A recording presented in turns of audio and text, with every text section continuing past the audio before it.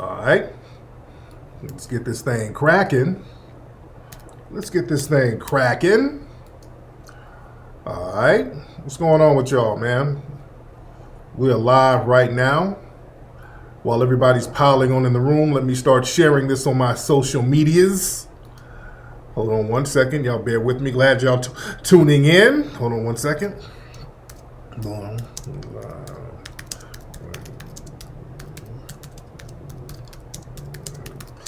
Glad y'all tuning in. I am Tariq Nasheed, for those who don't know, which you should. That's why you're here. And welcome to the Tariq Radio Live Broadcast Sunday stream, as we do every week if you're new here. While everybody's coming on in the room, let me have y'all hit that subscribe button. Let me have you hit that like button. Thumb this thing all the way up.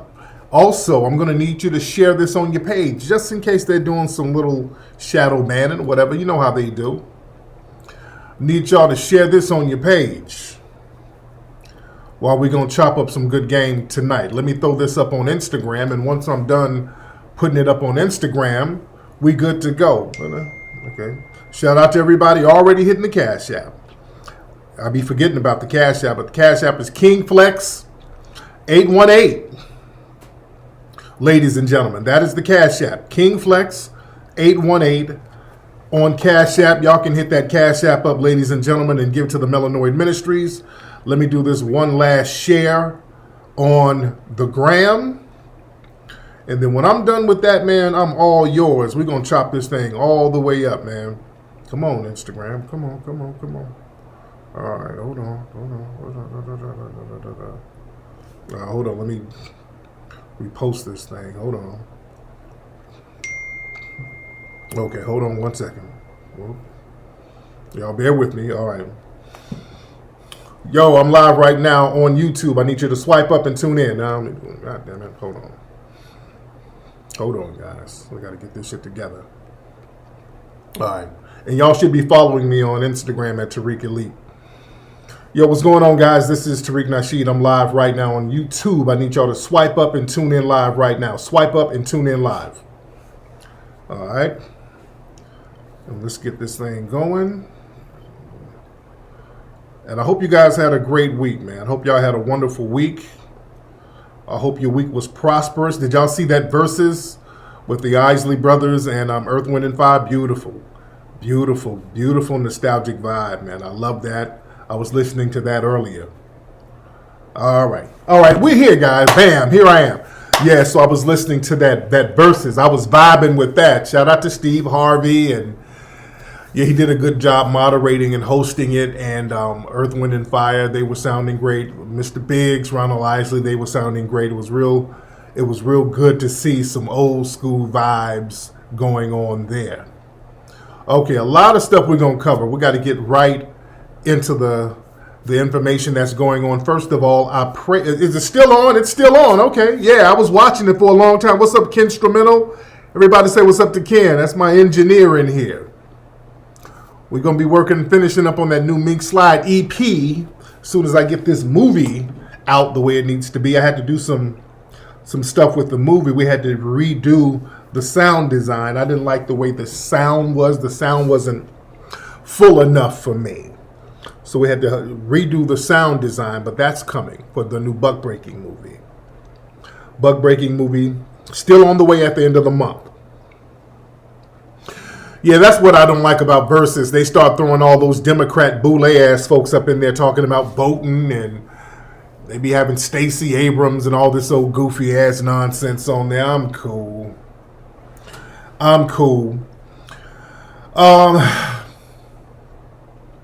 We're still sending prayers, love, and energy to our brother DMX.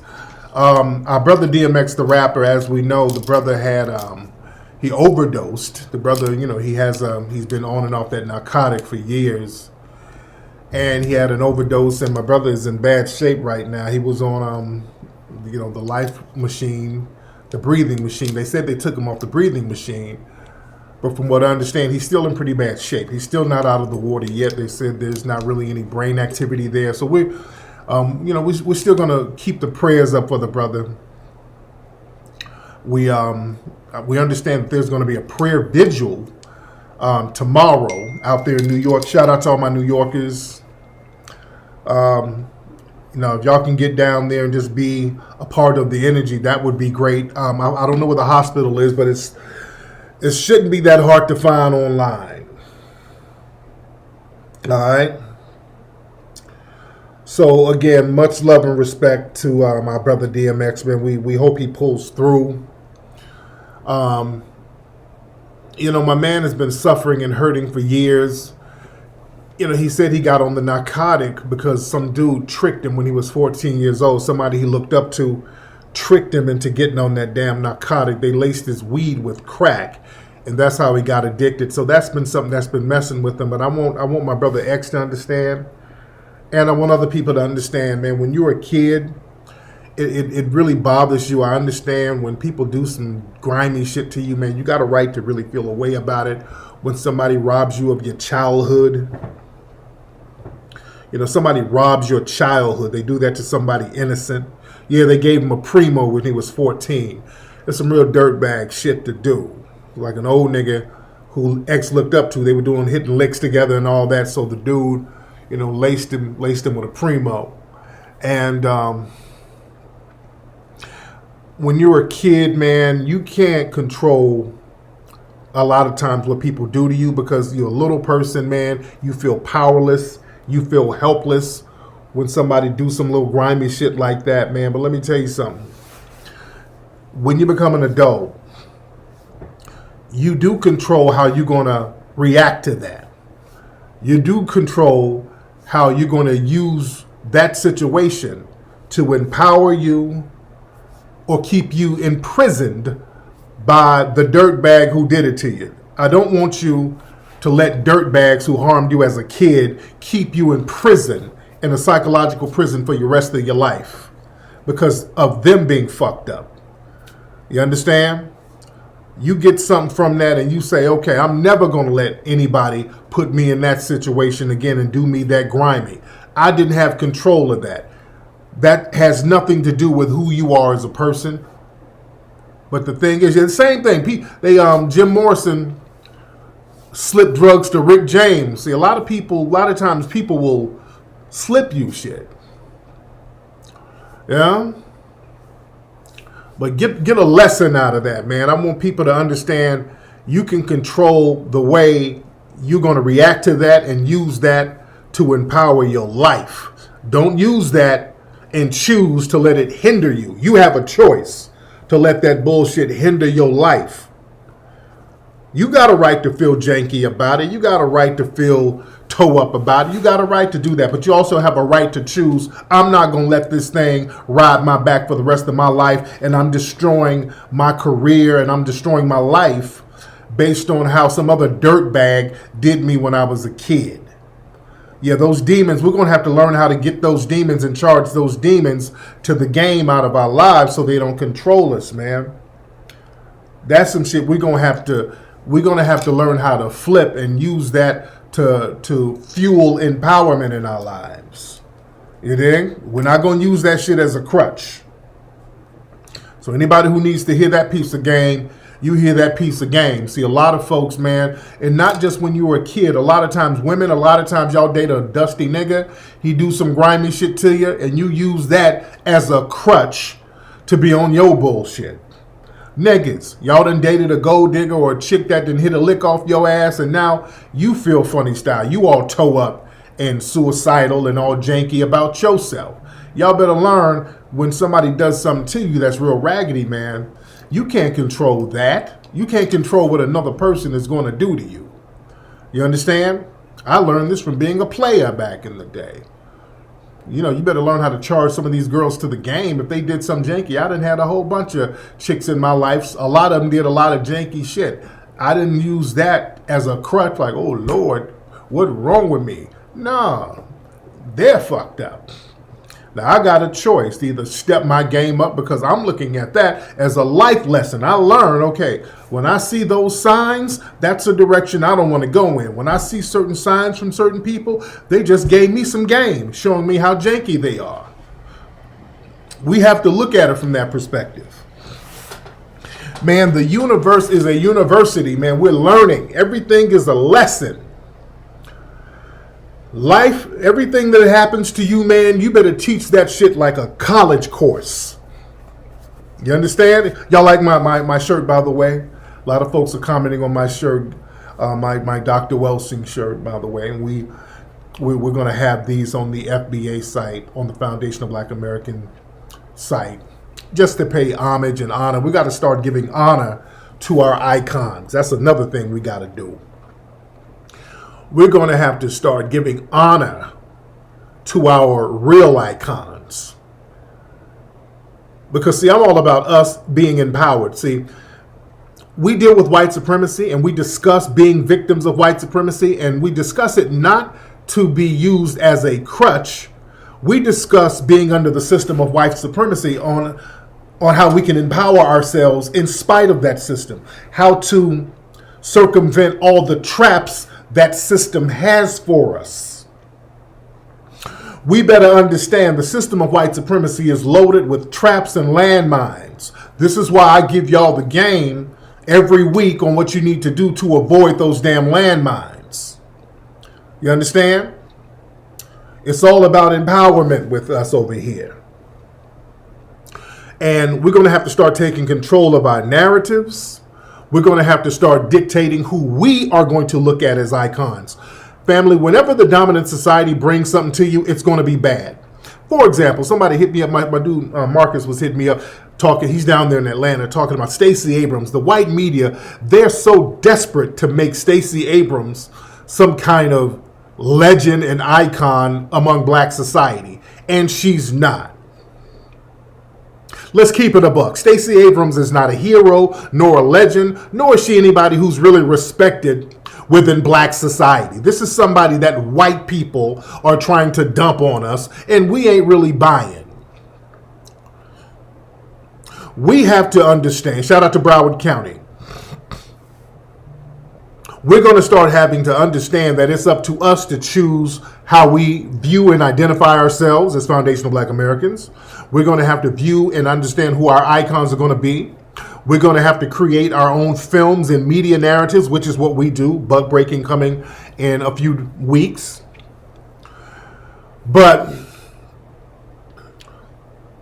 let me tell you something. Whenever people, the dominant society, whenever Hollywood presents you with something, you need to go the opposite way.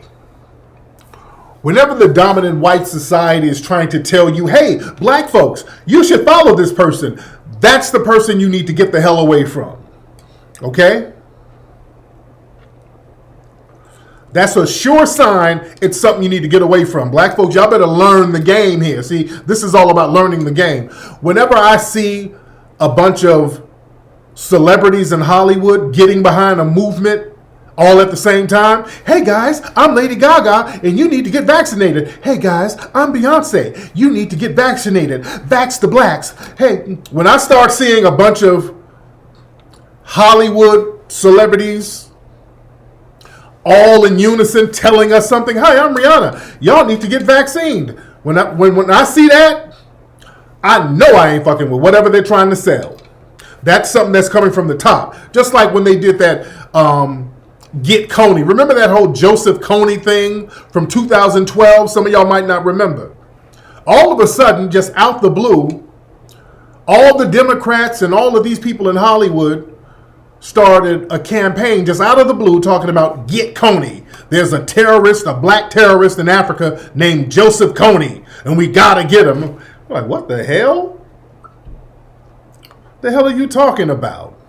And then they started showing all of this old war footage from Africa from decades ago. And we started doing some research like, no, we ain't getting behind that. Now, we're not going to make a make-believe terrorist, because that's what they were trying to do. There were so many, these pale, white-skinned terrorists out there. They needed to get a black face as the face of terrorism. You know, you got the Saddam Husseins and you got these pale-skinned Arabs, even though they are considered not white in the system of white supremacy, they're white enough. So that the optics of that, all of these white terrorists the these white terrorists strapping on bombs at remember the Boston thing? They blew up the thing down in Boston. All these white terrorists blowing up stuff. No, we got to get a black face as the face of terrorism. So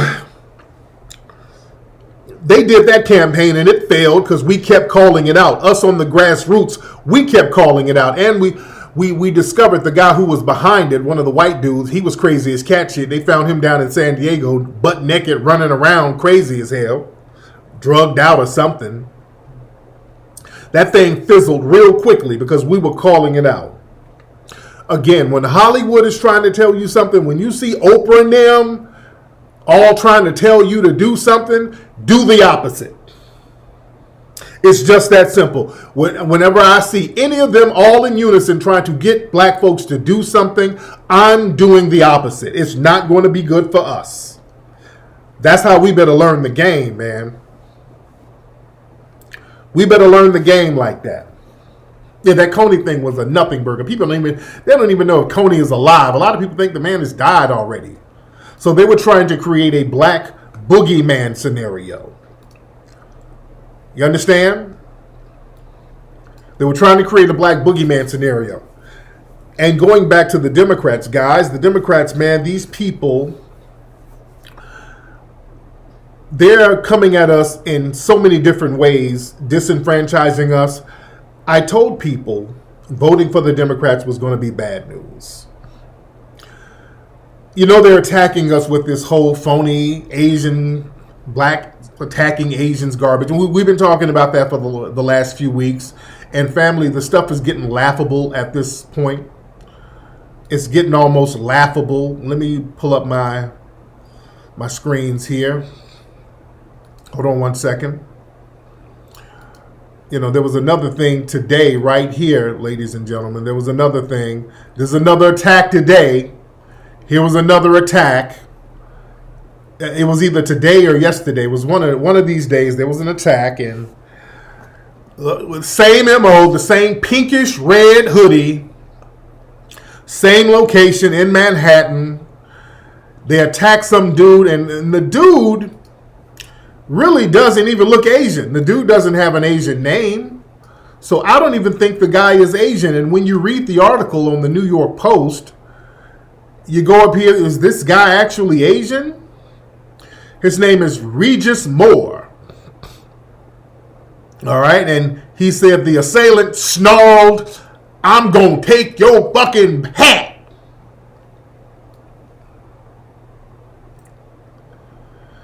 Okay. So a random Negro then ran up on him in the typical reddish pink hoodie and said, "Hey, Jive Turkey, I's gonna take your motherfucking hat." Okay. Y'all believe this stupid shit if y'all want to, man. This is silly at this point. And this is what's interesting to me. This guy is not Asian. He doesn't look Asian. But right here, file under Asian American assaults, Midtown. So they're just going to roll with the whole he's Asian thing. Okay, this is another notch in the belt of the blacks attacking Asians narrative. Okay? And what's interesting, out here in Southern California, an Asian woman was killed by a white Hispanic, and they've been very quiet about that. They've been very quiet about that. An Asian woman walking her dog was killed. Yeah, he's up in the hospital smiling. Okay. So an Asian woman was killed by a white Hispanic. See, they leave. They don't like to blow that up. When the white man goes and shoots up a brothel / massage parlor and kills a bunch of Asian people, they sweep that under the rug. A black person yells at an Asian person, that's going to be front page news on all the networks. They really have to push the agenda. And when white people and white Hispanics kill Asians, they sweep that under the rug. Yeah, it was in Riverside. Yeah, it was in Riverside. You dig? And also, speaking of New York, and I got to talk to my New York family. Y'all got to be careful out here in New York. Family, if you can avoid going into some of these anti-black establishments, you really need to. If you can avoid going into these anti-black establishments, these places where people have a culture of hostility towards you, you need to stay out. There were some sisters who went into an Asian-owned some kind of bar or something. The sisters ordered some kind of dessert, and it was nasty, and the sister kind of got sickly off of it. So she wanted to exchange it for something else. So they called the manager over, like, hey, we would like to, I can't eat this. This is not, I don't want to eat it. It's kind of nasty. So can I exchange it for something? And they said she couldn't exchange it. So she said, well, I'm not going to eat it. So can I get my money back? Do you know this Asian owner called the police on these black women? This is your Asian and black coalition right here. All right. While black people are running around apologizing for nothing, these people are still practicing their anti-black racism. Look at this.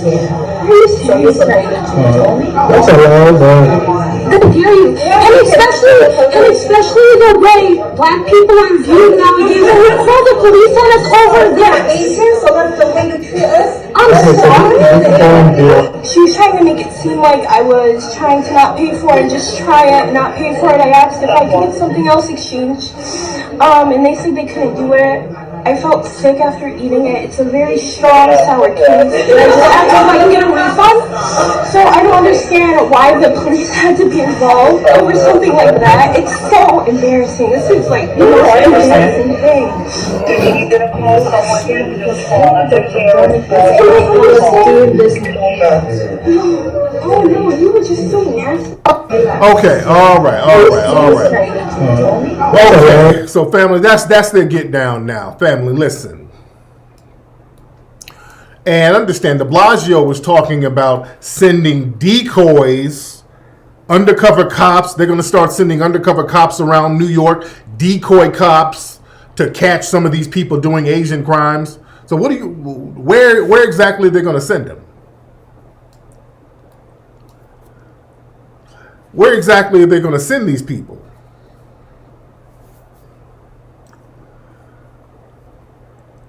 And people were talking about it's not safe for Asians to go in the black community. First of all, those attacks that are clearly orchestrated by somebody else, they're not happening in the black community of New York. Notice all of these incidents are happening in Midtown Manhattan. Places like that. It's not happening in Harlem. It's not happening in black areas.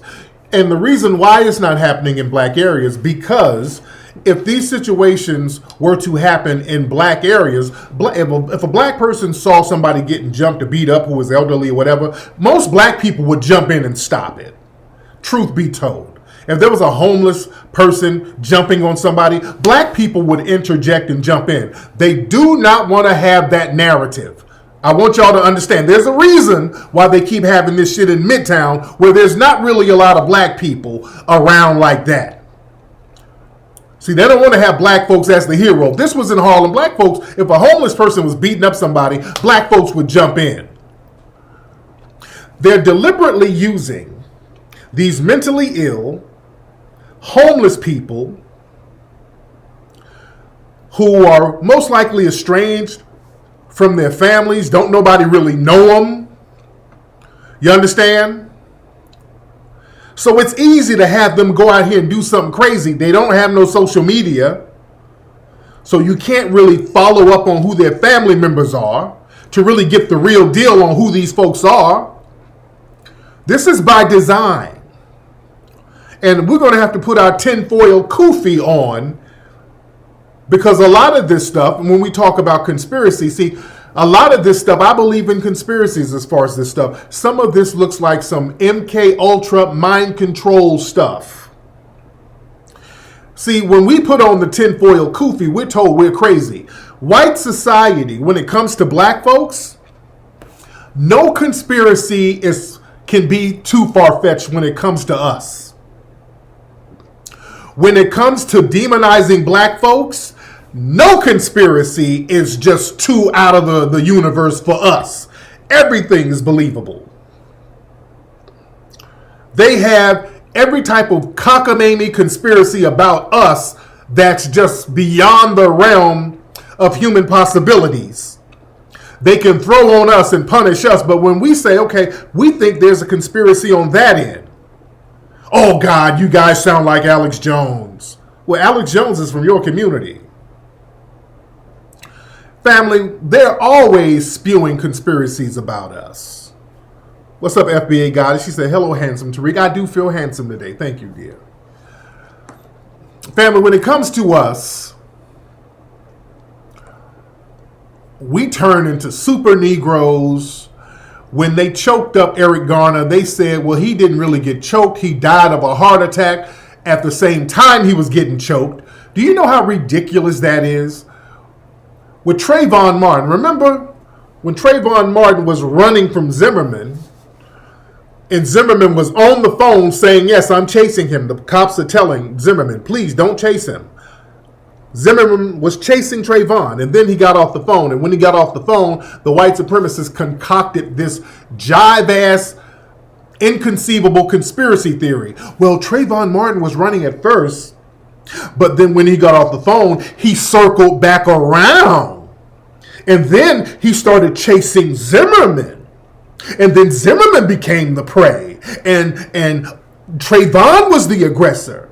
And then Zimmerman chased Trayvon chased Zimmerman down and beat him up and beat him within his life. And poor scared Zimmerman was so scared for his life, he had to shoot him.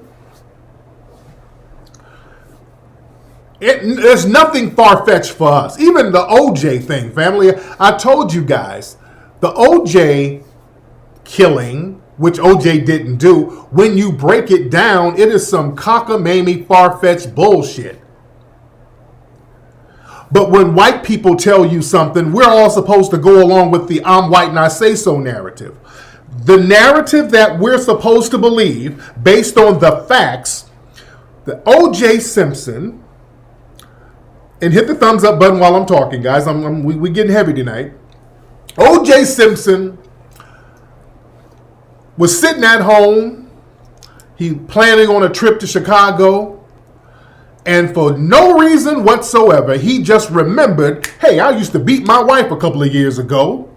I think I should go kill her for zero reason at all. He just, bam, for no reason at all, he just decided, hey, I used to beat my wife, so that's going to be my motivation to just kill her right now for no reason. So let me kill her right before I take this flight. So he put on a sweatsuit with some Bruno Magli shoes, gloves that didn't fit, and a skull cap. This is what we've been told. These are facts. Kato Kalin said he had a sweatsuit on. In that bullshit civil trial, they said he had on Bruno Magli shoes, so he had on some kind of dressy shoes with a sweatsuit that don't go together, and some dress socks. And the glove, we saw the glove didn't fit. The glove did not fit. All that stuff about the glove shrinking. They had a whole bunch of cockamamie excuses about the glove. Well, the glove was drenched in blood and the blood made it shrink. Stop. So he went over to his wife's house, ex-wife's house, and the dog is barking at him like crazy. Never mind, it's the dog that he bought, so the dog knows OJ. But no. The dog, the disguise was too much. The dog just didn't know. Look, this nigga. This is the dog that OJ bought, and the dog was going crazy, but it was barking for OJ. Okay, all right. I mean, just when you break the shit down, and he got a skull cap on, for what? Who are you trying to hide? What, you got a skull cap on and they don't know you OJ? You over there to kill your wife and she don't know it's you? Because you got a skull cap on? And he killed his wife and this dude, he didn't know the dude was going to be there. So he killed two people, didn't get a scratch on him. But both of them got all types of defense wounds. And their excuse for the defense wounds was that Goldman was falling down and his hands hit the trees. I'm telling you, these are the facts of the case. They said he got all those defense wounds because Goldman was fighting for his life. This dude knew martial arts and the whole, so he was whooping somebody's ass. So he got all types of defense wounds on his hands. They said that he got it from falling down in the damn bushes. OJ didn't get a scratch on his body. He killed these two people, got rid of the clothes, got rid of all the blood, and then made his flight. And then the only person who cracked the case was a known white supremacist who knew exactly where to go behind OJ's house to find a bloody glove. Get the fuck out of here. OJ's innocent as hell.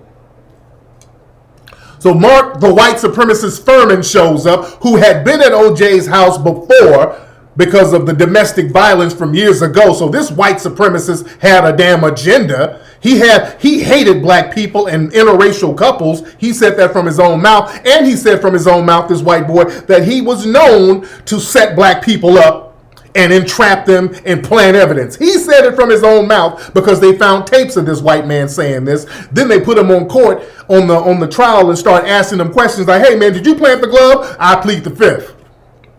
Y'all better understand the OJ case. It was ridiculous to believe that OJ did that dumb shit. A lot of y'all didn't know this. They don't tell you all this. They don't tell you all this in the mainstream media. They don't tell you all the details. Us out here, we knew all the details. They don't tell you all the details. It's ridiculous. The ridiculous ass scenario. Yeah? Also, for years, they've been hiding the phone records. Why would they hide the phone? OJ was trying to get the phone records to say, hey, look, she was on the phone with her mama when I was on a flight. And they have blocked them phone records for years. Those phone records would clear all that stuff up, but they wanted to frame OJ. Yeah? They don't tell you that Nicole and all her buddies were a bunch of drug users and drug dealers and everybody around them was getting killed like that. They had other friends who were getting sliced up and diced up. It wasn't just them. Michael Nigg, who was somebody who worked with Ron Goldman, he got killed. A lot of these dudes who worked for the Mezzaluna restaurant, they kept getting killed. These folks were hanging out with mafiosos and the whole shebang, man. OJ didn't do that dumb shit. But again, they put out these conspiracy theories, and black folks, we're so used to I'm white, not say so, we just go along with what they have to say. We got to start questioning things. Yeah? So they always have all of these crazy-ass conspiracy theories for us. Even with Mike Brown, our brother Mike Brown, when he died, remember when the race soldier killed him, they were saying that while Mike Brown was getting shot, because he beat the damn officer up, which he didn't, Mike was getting shot and the officer had to keep shooting because Mike Brown was running through the bullets. He was super nigga, so as he was getting shot, he's running towards the officer like Frankenstein. So nothing is too far-fetched. No conspiracy is too far-fetched when it comes to us. And now the new conspiracy is black people sitting up somewhere plotting on Asians. Black people are sitting up somewhere plotting on Asian people. And we are not. We're plotting these attacks on Asian people. For what reason, nobody can give. They're trying to say that black people are somehow jealous. I don't know what their rationale is. But they do know, let's be very clear, the Asian community knows this is fake propaganda. They're just going along with it, which is not cool. See, black folks, you're going to have to stop being afraid.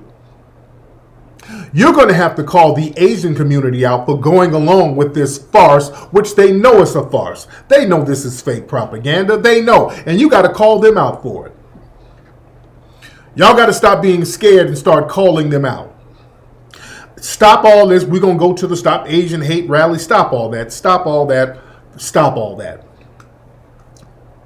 We got to stop all that. All that ass kissing for nothing because you scared that white mommy and white daddies, you're going to get on their bad side. No, you don't go along with this type of false media narrative. We know that these race soldiers are orchestrating this stuff. It's clear they're doing it. We suspect. I'll just say we suspect that. But again, like I said, in Hollywood, what they're doing now, and I told people this was going to happen, they're going to start getting all the black folks in Hollywood and the entertainment industry. Yeah.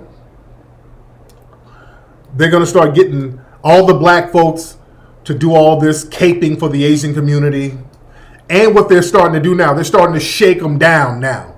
They're starting to hit up black celebrities for money, making them put money on it. They made Megan Thee Stallion put up $50,000.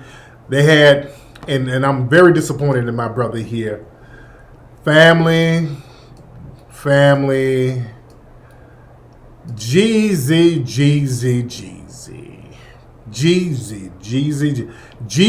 and Jenny Mae Jenkins are raising $50,000 through wedding registry in support of the Stop Asian Hate movement. Jeezy.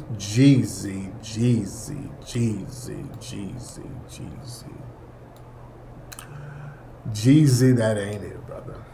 I like Jeezy, but Jeezy, that ain't it. Jeezy, that ain't it, brother. Oh, Jeezy. Come on, brother.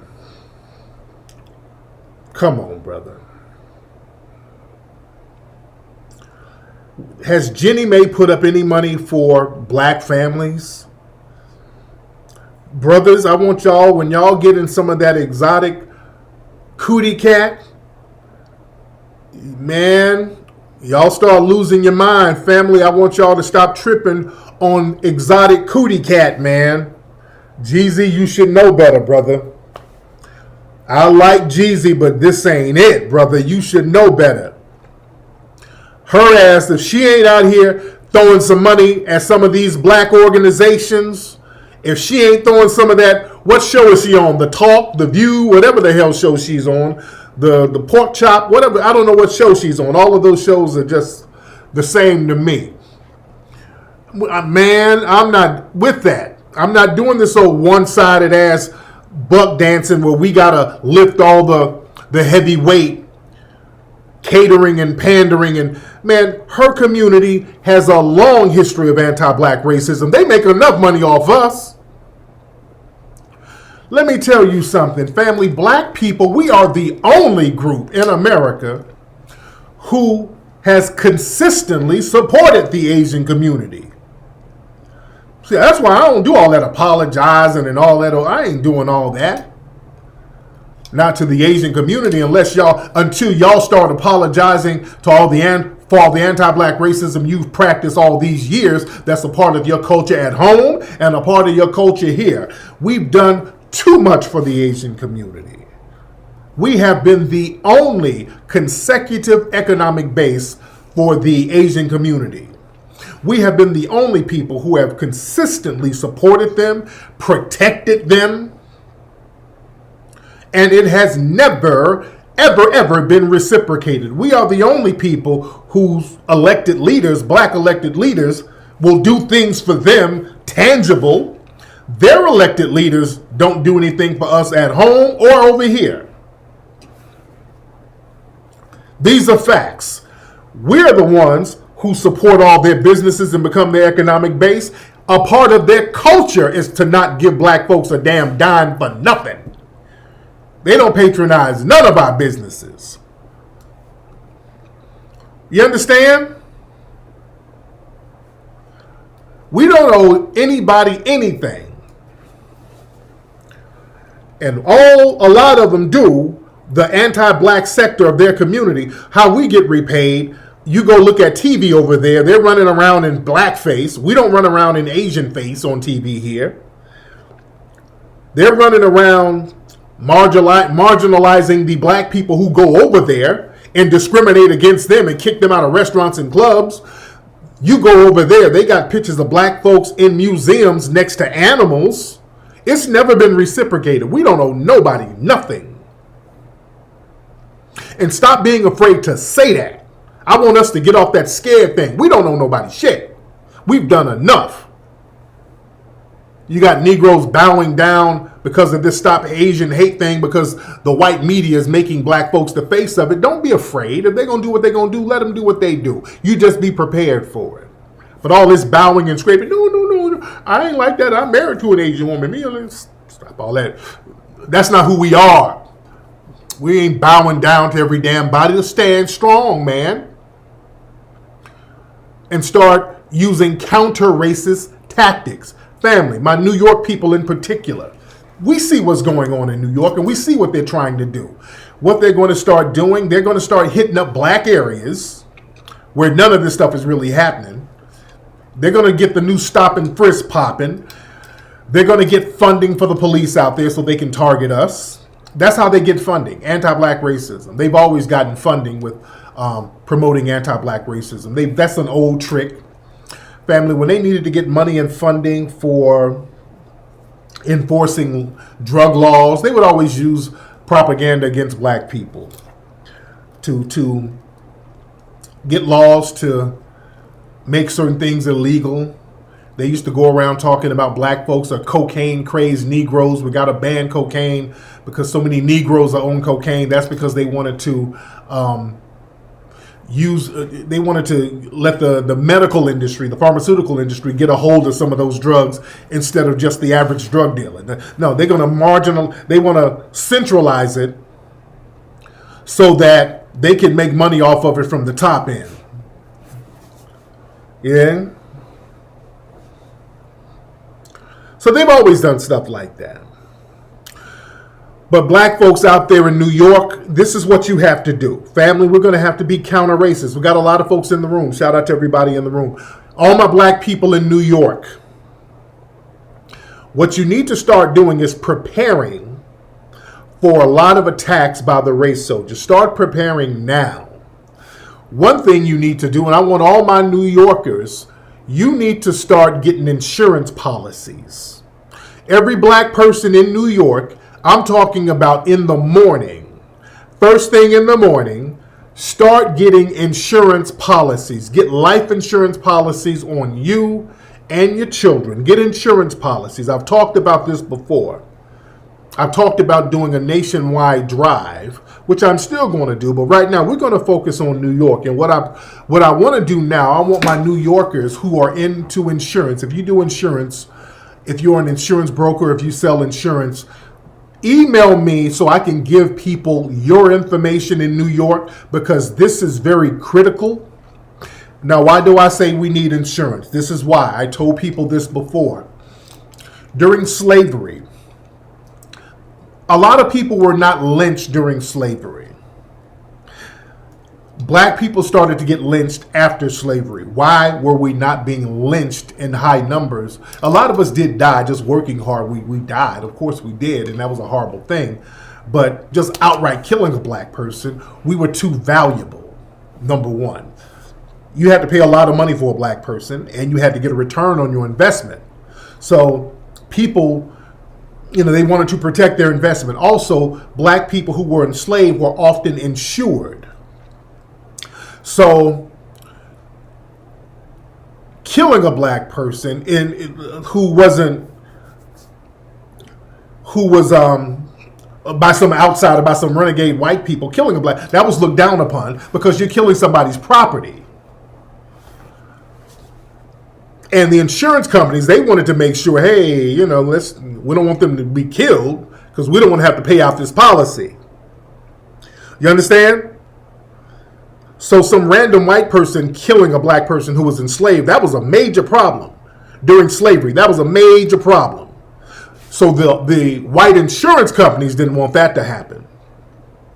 You understand? They did not want that to happen. So they'll start lobbying for certain laws. See, these insurance companies are very powerful. They'll start lobbying for certain things. This is why it was the insurance companies that was lobbying to mandate that people wear seatbelts. Okay?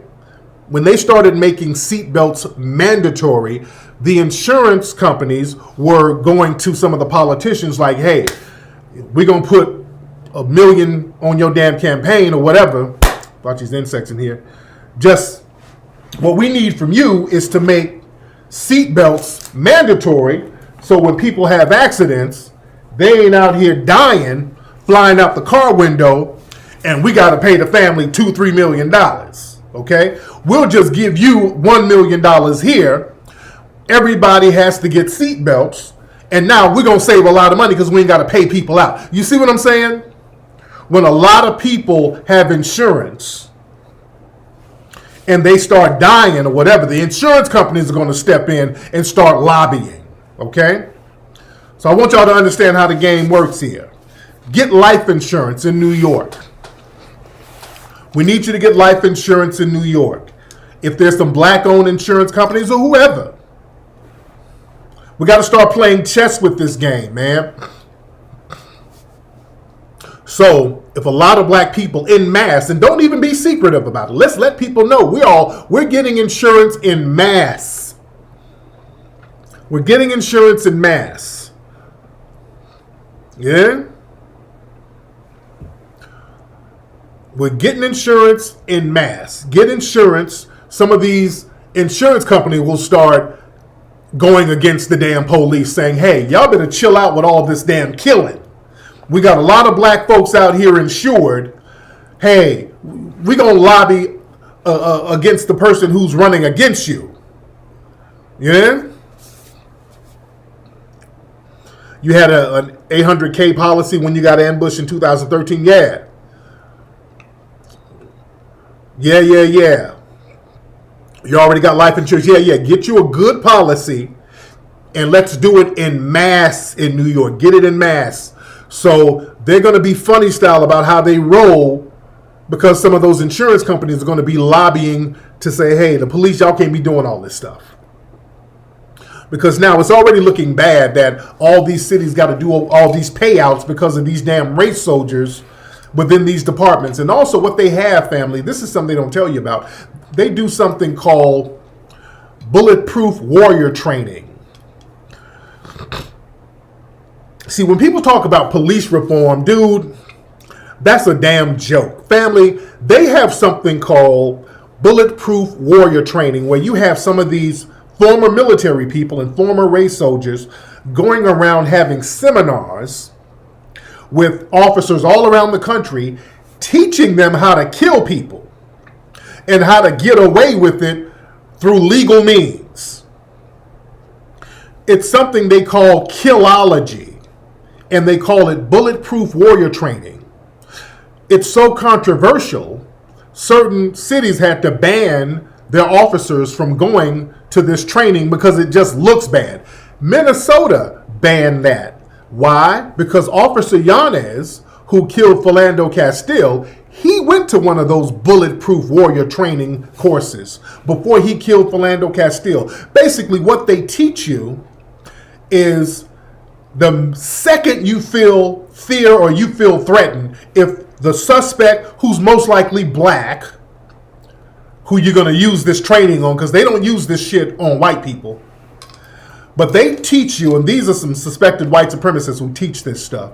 If they blink, if they breathe funny, that's a sign that they might attack you, and you need to immediately neutralize the threat. They teach them how to immediately kill black people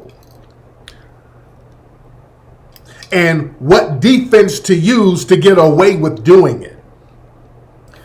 They teach them to look at policing as you're a warrior and the streets is a battlefield. You know? Look up bulletproof warrior training. So when they talk about police reform and they're going to do a sensitivity training, that don't mean nothing. They ain't telling you about that bulletproof warrior stuff that they be learning.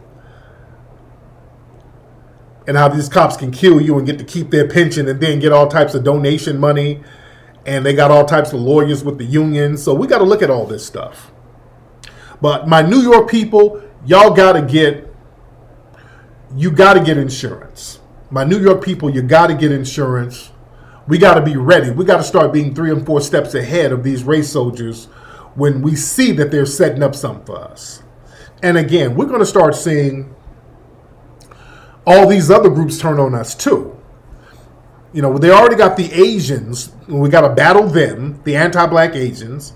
We're going to have to start battling the anti-black Hispanics pretty soon. They're going to start using this propaganda with Hispanics. And by the way, did y'all see Obama? The Hispanics they're turning on Obama. There was an article right here. Illinois Latinos criticize plans to rename school after deporter-in-chief Obama. So Obama did all this ass kissing for the Hispanic community and all these other people, and they're turning on him. You know why they're turning on him? Because we turned on him. You see? They're turning on Obama because we have turned on Obama. We saw that he's a fraud and a phony. We ain't rocking with him. See, you understand this. A lot of black people, they get props and clout based on us embracing them. When people see that we ain't really embracing folks like that, they low-key start backing off of them. You see? Obama's name is mud right now in the streets because we're not rocking with Obama. Obama's name is mud right now, and he deserves it. Obama's a clown to black society right now, and white society sees that, and other communities see that. They see we don't look at him as no hero. We ain't rocking with Obama at all. Obama let us down majorly. And the Democrats. Speaking of y'all Democrats, where are y'all Negroes who voted for the Democrats?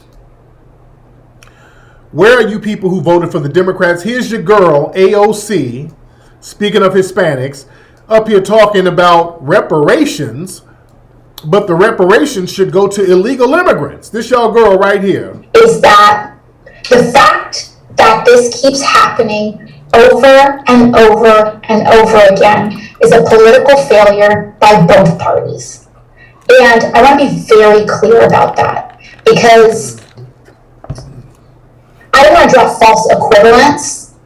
What is happening here is not the same as what happened during the Trump administration, where they took babies out of the arms of their mothers and deported their families and permanently traumatized these children, some of whom we don't know will ever be reunified with their family again, which is a level of human rights violation that is just simply not the same.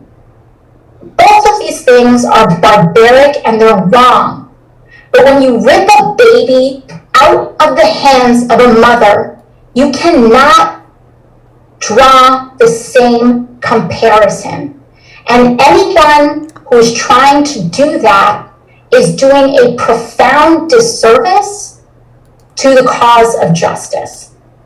So I don't want to excuse any of this, but I don't think we should also get them twisted together because one is not the same. And we cannot dust that under the rug. And by the way, those families are owed reparations. Okay. You see, and I played the whole thing, so y'all see how she slipped that in there? Oh, see, when she was doing all that babbling, so I let the babble play. These pieces of shit who sit up here and say how we shouldn't get reparations. Y'all Negroes sit up here and vote for these dirty little bastards. These are the same people, when we talk about getting our reparations, they start hemming and hawing, talking about what the hell we ain't supposed to get. They start talking all in damn circles. But for some damn non-citizens, we're supposed to give them our tax dollars for people who didn't not only build this country, who don't even live here. And the minute they hop over a border, we got to give them some goddamn reparations. And this is who y'all Negroes voted for. Ain't no kumbaya, man. Black folks, please get off this kumbaya shit. Please get off this kumbaya narrative where we got to get around people and everybody got to love each other. Whenever black folks come around and whenever they bring us around, it becomes a love fest. Y'all stop falling for that. Whenever they get around us, remember when she brought her big buck too fast to the black church trying to sound soulful. Ain't nothing wrong with being a maid. Ain't nothing wrong with being a janitor. Ain't nothing wrong with that. Talking that dumb shit. See, they get around us with goofball stuff. We sit up here and give them a pass, and then they flip on us and start talking about how they take our words and our narratives and our momentum and try to use it for themselves. You saw how fast she slipped that in there? You saw how fast she slipped that in there? It was no hesitation. And yeah, they're going through so much. And by the way, they need reparations. Now, they asked her, they got her around some black folks and was talking about reparations for black folks. Well, I'm kind of mixed. You know, I got some African in my family. Don't mean I'm black, though. But, you know, a lot of people have been marginalized and a lot of immigrants came over and they had to deal with Jim Crow. So what we have to understand, it was a whole song and dance when it came to her talking about black folks getting reparations. Boy, she danced all around the block with that shit. With this, they need reparations right away. Fuck out of here, dude. The hell out of here. Y'all got to start calling this stuff out, man. Let's please get off this. We all got to love each other. Charles Barkley, they were talking about him trending the other day. He was on some show. Let me play. I just played the clip. Let me just play the clip of Charles Barkley. And the white supremacists love this. Talking about, hold on, this is the clip right here. Hold on 1 second. Let me play the clip so y'all can hear it. Hold on. This is what they love to hear when it comes to race relations. Hold on. That news, how painful it was. Yeah, but the one thing I took out of that piece was, man, I think most white people and black people are great people. I really believe that in my heart. But I think our system is set up where our politicians, whether they're Republicans or Democrats, are designed to make us not like each other so they can keep their grasp of money and power. They divide and conquer. I truly believe in my heart most white people and black people are awesome people. But we're so stupid following our politicians, whether they are Republicans or Democrats. And their only job is, hey, let's make these people not like each other. We don't live in their neighborhoods. We all got money. Let's make the whites and blacks not like each other. Let's make rich people and poor people not like each other. Let's scramble the middle class. I truly believe that in my heart. Okay. And boy, the right-wing white supremacists are loving this because it takes the focus off white supremacy. This is a BS narrative that they like to hear because it takes the focus off white supremacy. White supremacy and being in the system of white supremacy is not a situation of people not liking each other. This is not about people disliking each other, whites and blacks not liking each other. I don't give a damn about a white person liking me or not. I can give less than a damn.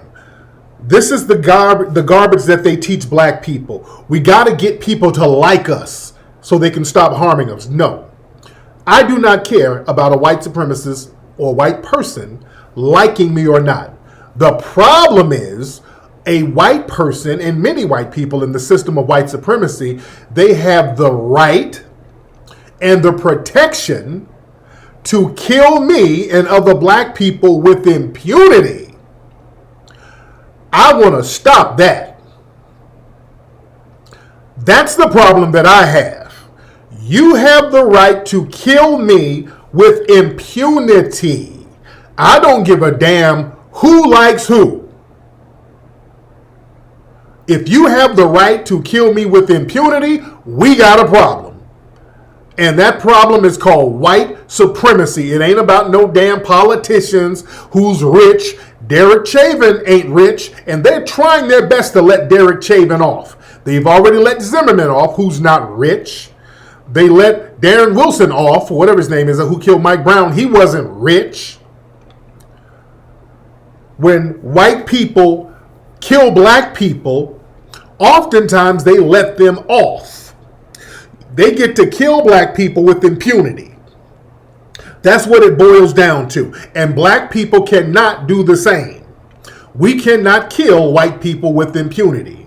We cannot use the insanity defense or anything. They got protection. I want that protection too. Black people cannot go around killing white people willy-nilly and not be punished. There's a protection mechanism. So if black folks choose to not like a white person, there's no incentive for a black person to kill a white person because that black person knows that they're going to be punished. I want that protection. And we're not going to stop until we get that protection. They can either give that protection or we can figure out how to produce justice on our own. There are some who slip through the cracks who get punished. They'll get some, and somebody said, Daniel Holtzclaw, my dude, look how many sisters the dude had to rape. In order for a white person to get punished for hurting a black person, they have to either be a serial killer or a serial rapist. They have to go overboard. You know? They have to go overboard with the killing or the raping. Again, there's a white man who raped an 8-year-old black girl recently. They just let him out. He's walking around free after raping an 8-year-old black girl. And he used the insanity defense. Family, this ain't about being liked. Let's get off that like stuff. This ain't about nobody liking us. I want justice and protection. I don't want these people able to kill me with impunity. Family, that's what you live in. Do not lose focus off that. Our sister here, Dr. Welsing, said supreme is very simple. Supreme means I can kill you with impunity and you can't kill me. That's where we are, family. These people are incentivized to kill you. You understand? People can hear me just fine. Hold on. Wait. I want justice and protection. Okay, yeah, people can hear me fine. So anybody talking about they can't hear me, you just in here trolling. I just listen to my sound and I'm fine. You in? But the thing is, excuse me, like I was saying earlier, hit that thumbs up button. We in here heavy. Hit that thumbs up button, guys. Hit the thumbs up button. Hit the thumbs up button. Okay? Hit the thumbs up button. Now, family, out in Washington, D.C., there was an incident that happened where a dude named Noah Green drove, and I don't really know all the details. All the details are so sketchy because the white media was focused on some bullshit. This dude named Noah Green drove up to Washington, D.C. And from what I understand, and again, I don't know, so many of the details are so sketchy because people have been lying so much about this story. So Noah Green drove up to D.C. He had a knife in his pocket or whatever, and he drove up and I think he hit a cop, he rammed a cop or something. I think the cop died. And then he got out the car and then he got killed. This was a couple of days ago in Washington, D.C. Or maybe, was it yesterday? It might have been yesterday. Or Friday, one of these days. So this guy, young dude, drove up to D.C., allegedly killed a cop, and then he got killed.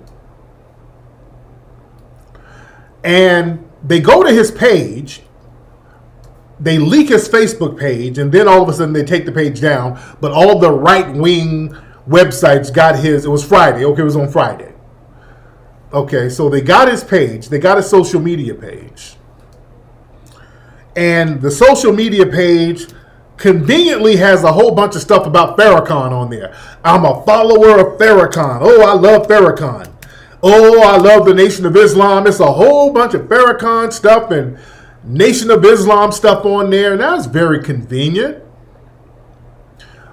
I mean, it's very convenient. They had a bunch of stuff from he got a certificate for giving a donation, and they were like, oh, he's a member of the Nation of Islam. He's not a member of the Nation of Islam, but that was a very convenient story to tie him in. They've been trying to tie him in with the Nation of Islam. So you go to his page. Hold on, let me show you some of the stuff here. So this is the brother here, Noah Green, Virginia. This is follower of Farrakhan. That's real damn convenient, ain't it? That's hella convenient, man. That's real convenient, man. This dude's page is loaded with Farrakhan and Nation of Islam stuff. And he wasn't a member, let's be very clear. So the white supremacist media, all the stories about this, they kept trying to tie in the Nation of Islam. Oh, this guy who was a follower of Farrakhan and the Nation of Islam, and he did this deadly attack. He's a sleeper agent for the nation, one of Farrakhan's minions, one of Farrakhan's soldiers. This dude wasn't a member of the Nation of Islam. He wasn't a member. Those pages, that looks phony. I mean, they got pictures of Farrakhan, just everything Farrakhan and all this Nation of Islam stuff. That's real convenient, man. That's way too convenient. That's way too damn convenient, and I'm calling foul on the play. Number one, the dude, again, was not in the Nation of Islam. Why? The dude had dreadlock hair and all this stuff. So if you understand the Nation of Islam, you got to be clean cut to be in the Nation of Islam. You don't see brothers in the Nation of Islam with all that long hair, number one. Okay? So this dude wasn't in the Nation of Islam.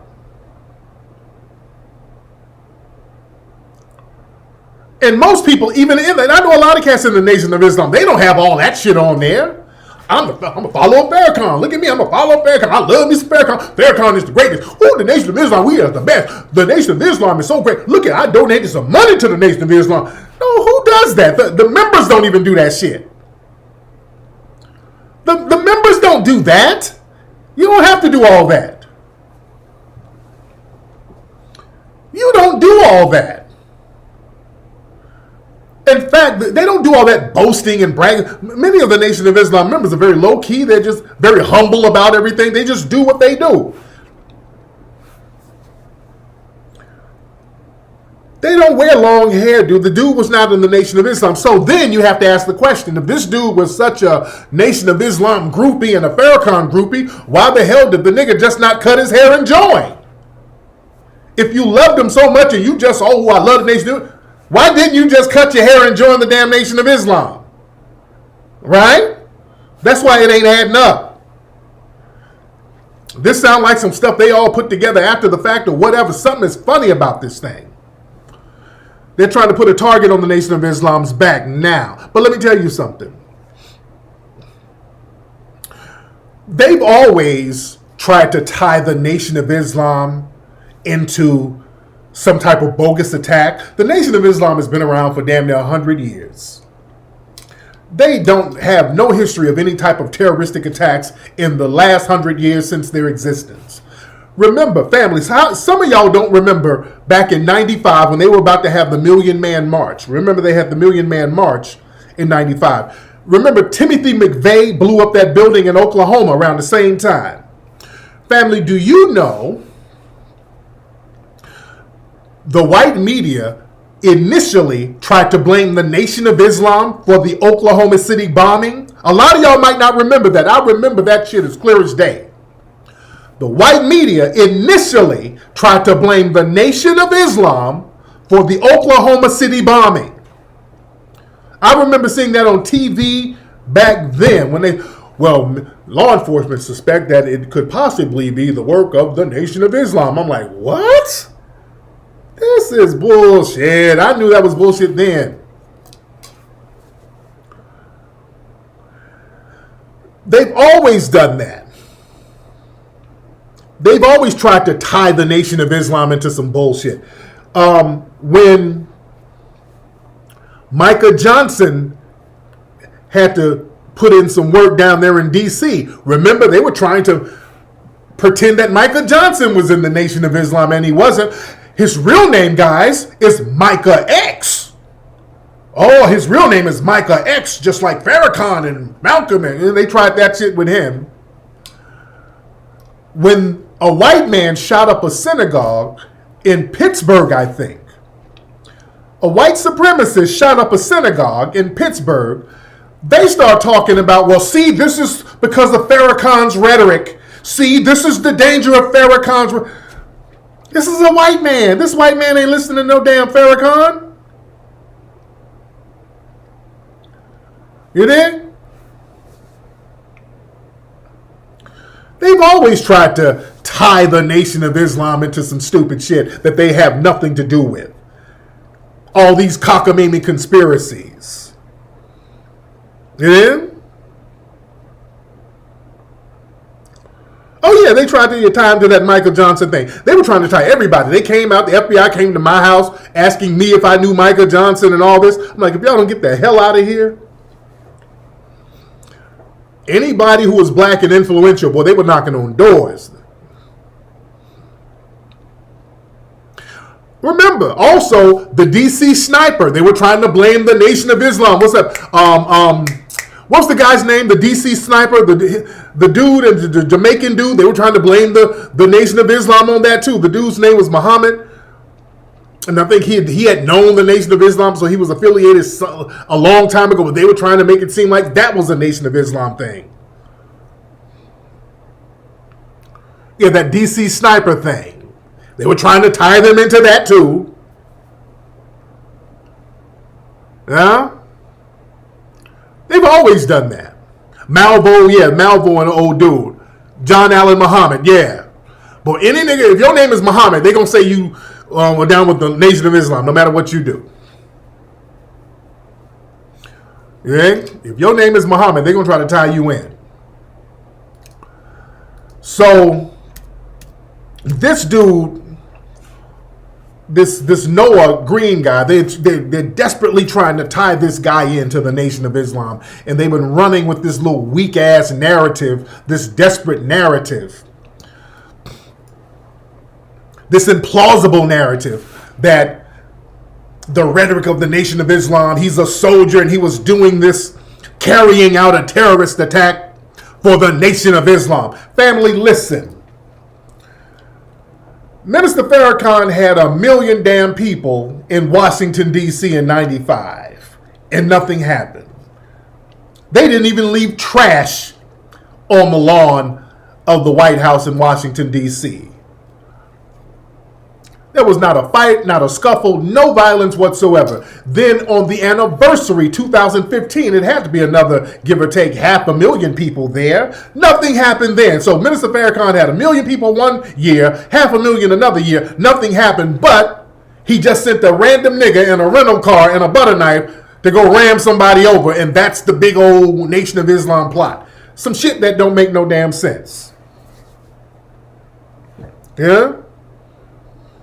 So that was the plot. They waited 100 years, and that was their big old grand scheme to send a nigga up there in a rental car.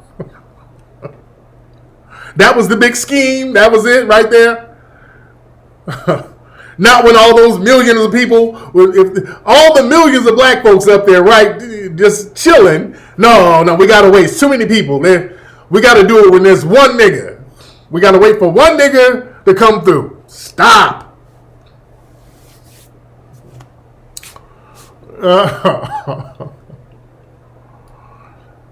You dig? Makes zero sense. But let's get deep, though.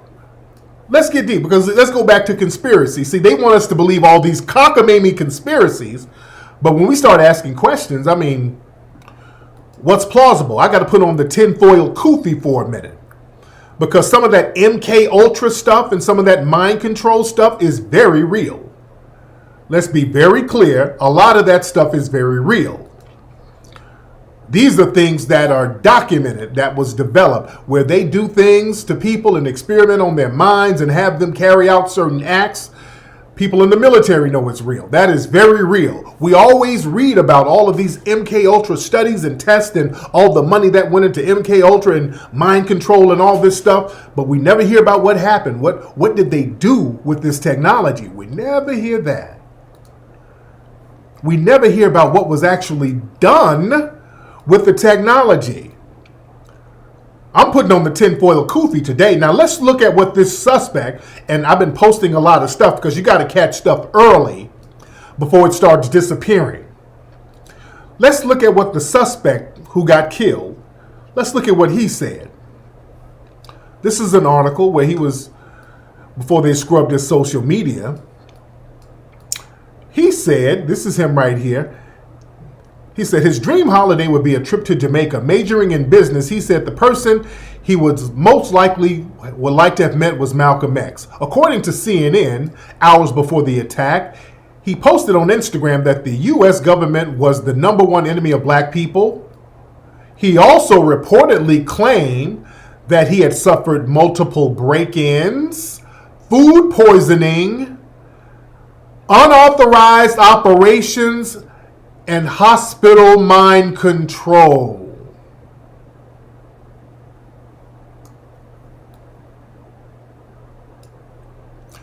That's him in his own words. This man was crying for help. This dude was crying out for help. This dude said somebody was breaking into his joints, doing some unauthorized operations on him, and doing mind control on him. Then they took his social media down. His brother did another interview. Let's see what his brother had to say. He has a brother named Brendan Green. Hold on. This was in Newsweek.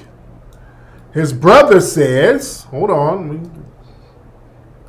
Come on. I believe him too. Shit. I believe him.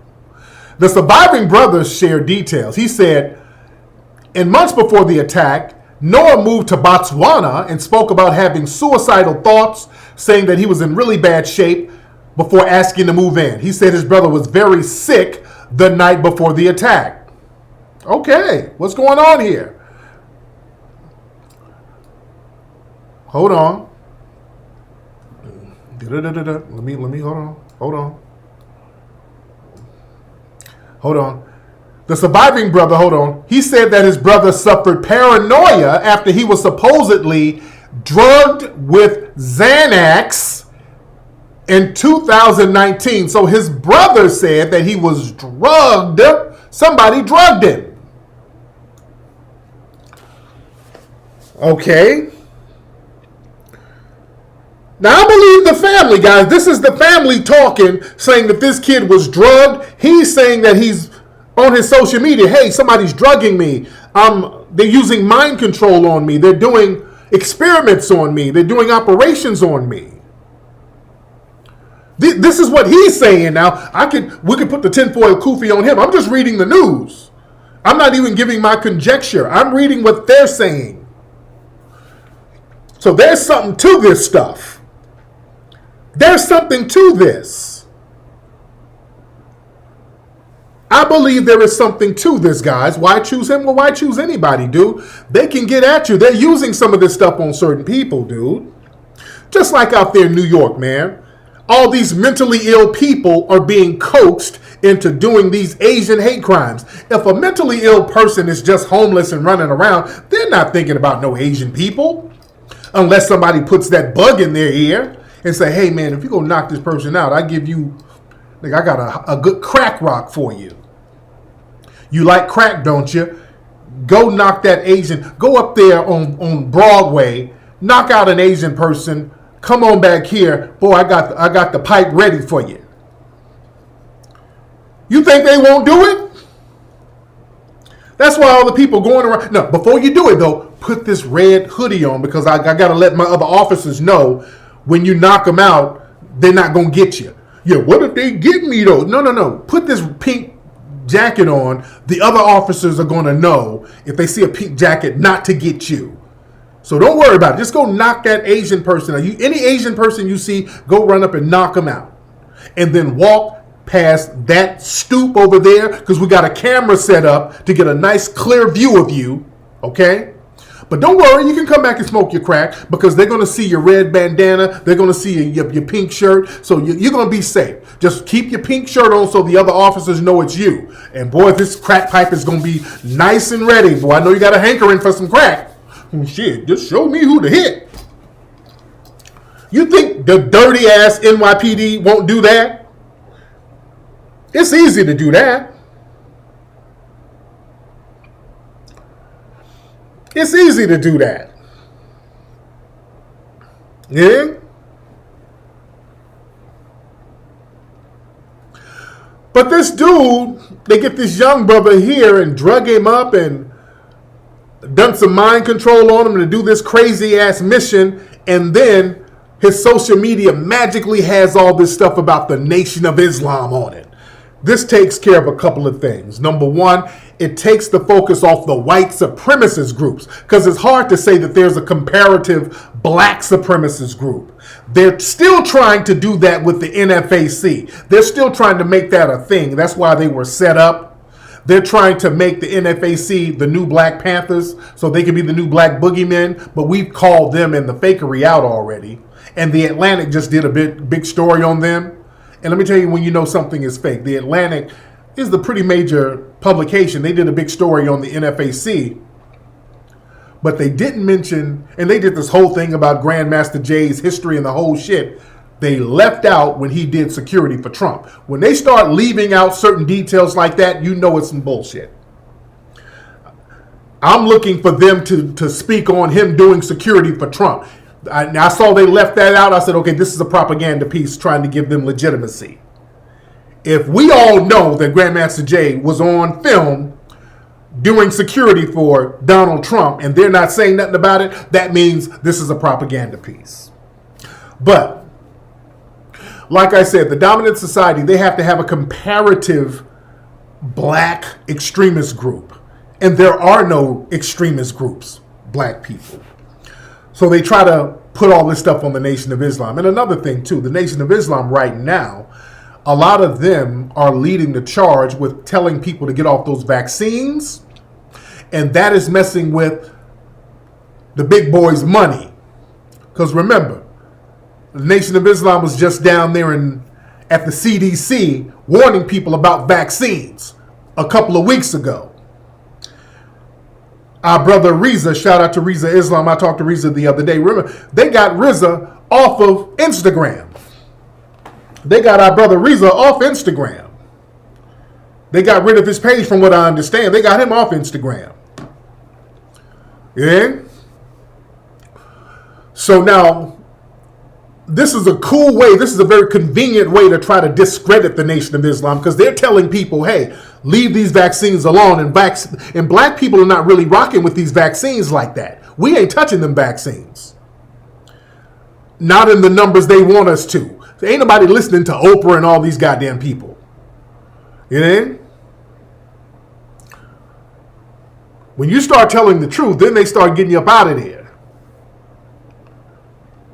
Yeah? So this is a cool way to sully the image of the Nation of Islam. Because see, what they were doing, which was very deceptive, and it was yellow journalism, they were trying to tie in this Noah Green, like, oh my God, it's the Nation of Islam, and Maxine Waters was hugging Farrakhan, and Barack Obama was with Farrakhan, and all these other Democrats were cool with Farrakhan, and oh my, then they were making all of these goofy ass equivalencies. It was just real goofballish. Yeah? But hey, man, this stuff is real. They send messages, man. Old dude, remember the suspect said he was getting these old crazy break-ins? That stuff is real, family. Y'all remember what happened to me last week down in San Diego. I was down in San Diego last week.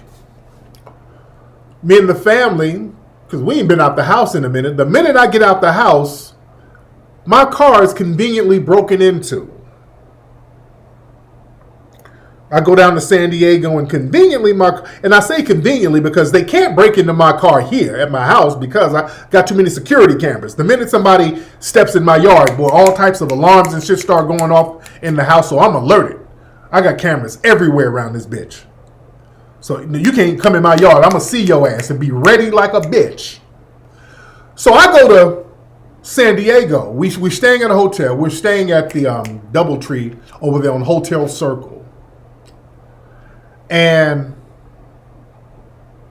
we go to the car. Overnight, we were there for a couple of days. We leave the car in the parking garage of the hotel. And we go there the next morning. We go to the car, and we could see the car door had been open. And my armrests, all the change and stuff was dumped out. Stuff was dumped out on the floor. And the thing, I'm thinking, did a meth head break in the car? But I'm trying to make sense of it because there's money in there. It was a few dollars in there, but damn, a meth head would at least took the little $5-6 that was in there, and there was a bunch of change. So they weren't going to take the little change money. What the fuck were they breaking in my car for? And they couldn't steal the car because it was at a hotel, and you need a hotel key. You have to be staying at the hotel in order to go in and out. So they couldn't, even if they stole the car and turned the car on, they couldn't drive out because you ain't got a key. You got to have a hotel key to get out. So they didn't take nothing. They didn't take no money. So when I got home, I was very paranoid driving home. I was driving slow. I didn't know what anything was planted in my car. I had my brother Jonathan from Redstone Firearms. He came over and did a bug sweep all over the car.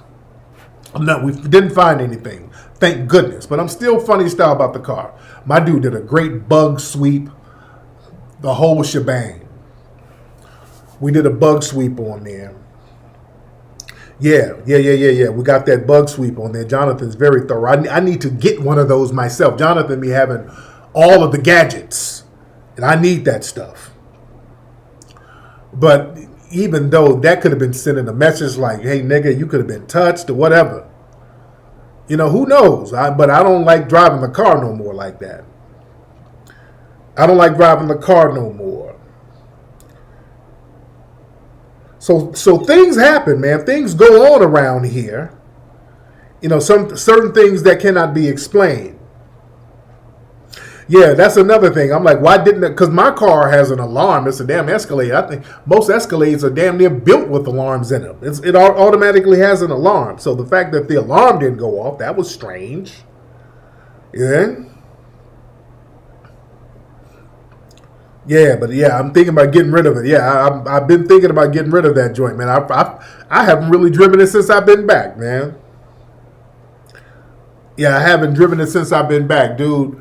Because I don't trust nothing. Because, boy, when you look at some of the FBI files from back in the 60s, and I was posting some stuff up earlier, I want y'all to understand how insidious the FBI was back in, this is in the 1960s. Just to give you an idea, I posted this earlier today, talking about the FBI. This is how they were in the 1950s and 60s. The FBI was so insidious, man. All the agents in the FBI, when the COINTELPRO documents were discovered, it was required that all the agents were supposed to spy on black people. That was a requirement in the FBI. You would get reprimanded if you did not spy on black people. And I'm not talking about the black radicals or the black public figures. Any black person, if you were in a group of 6 or more people, you were getting spied on in the 1960s. This is in the 60s, guys.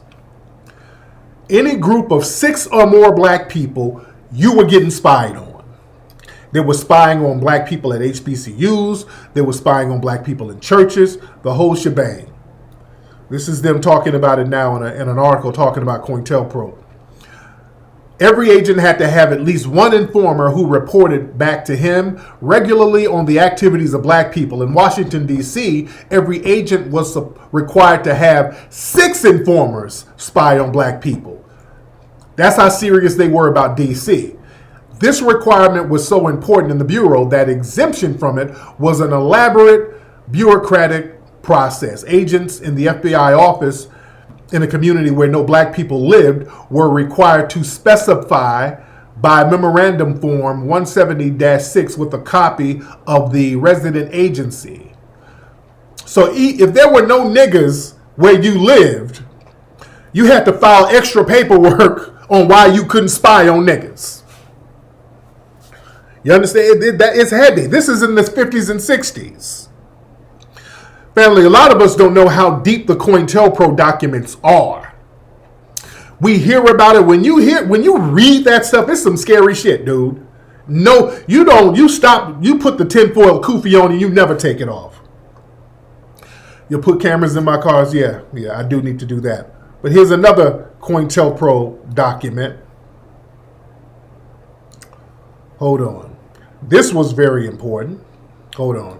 Where they talked about COINTELPRO. Hold on. It's an assignment to build a large network of informers throughout the black neighborhoods of Philadelphia included these recommendations on who should be recruited. Men honorably discharged from the military service, members of veterans organizations, friends, relatives, and acquaintances of Bureau employees.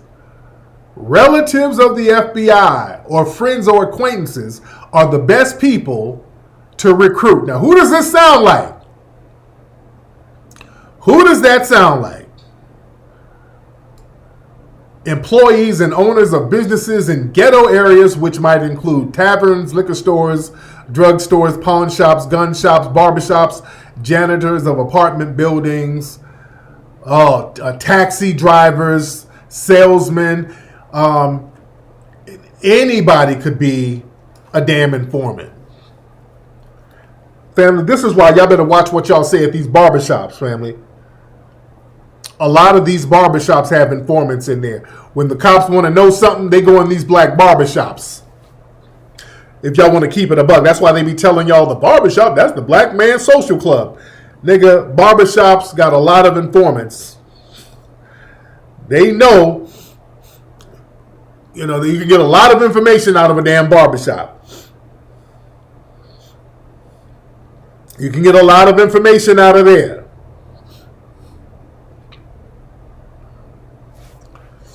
You know? So this was in the 60s, so you can imagine the stuff they're doing now. You can just imagine how deep it is now. And again, instead of going after these white supremacist groups, black people were enemy number one. This is why when people start reading all of these FBI stats, this FBI right here, we're supposed to trust their stats.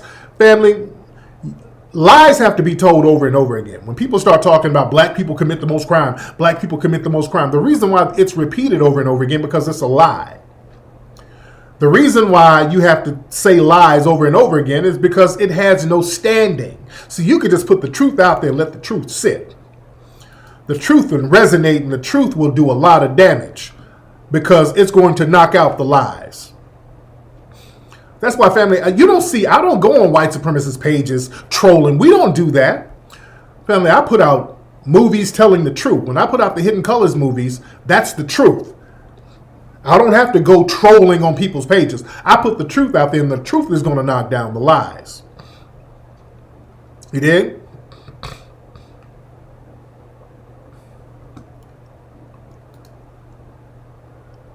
When they come on our pages doing all that goofball trolling, oh man, you guys are 13% of the population and commit most of the crime. They know that's a lie. That's why they have to keep repeating the lies. We got to stop wasting time with that. These are people who are just trying to racially antagonize us.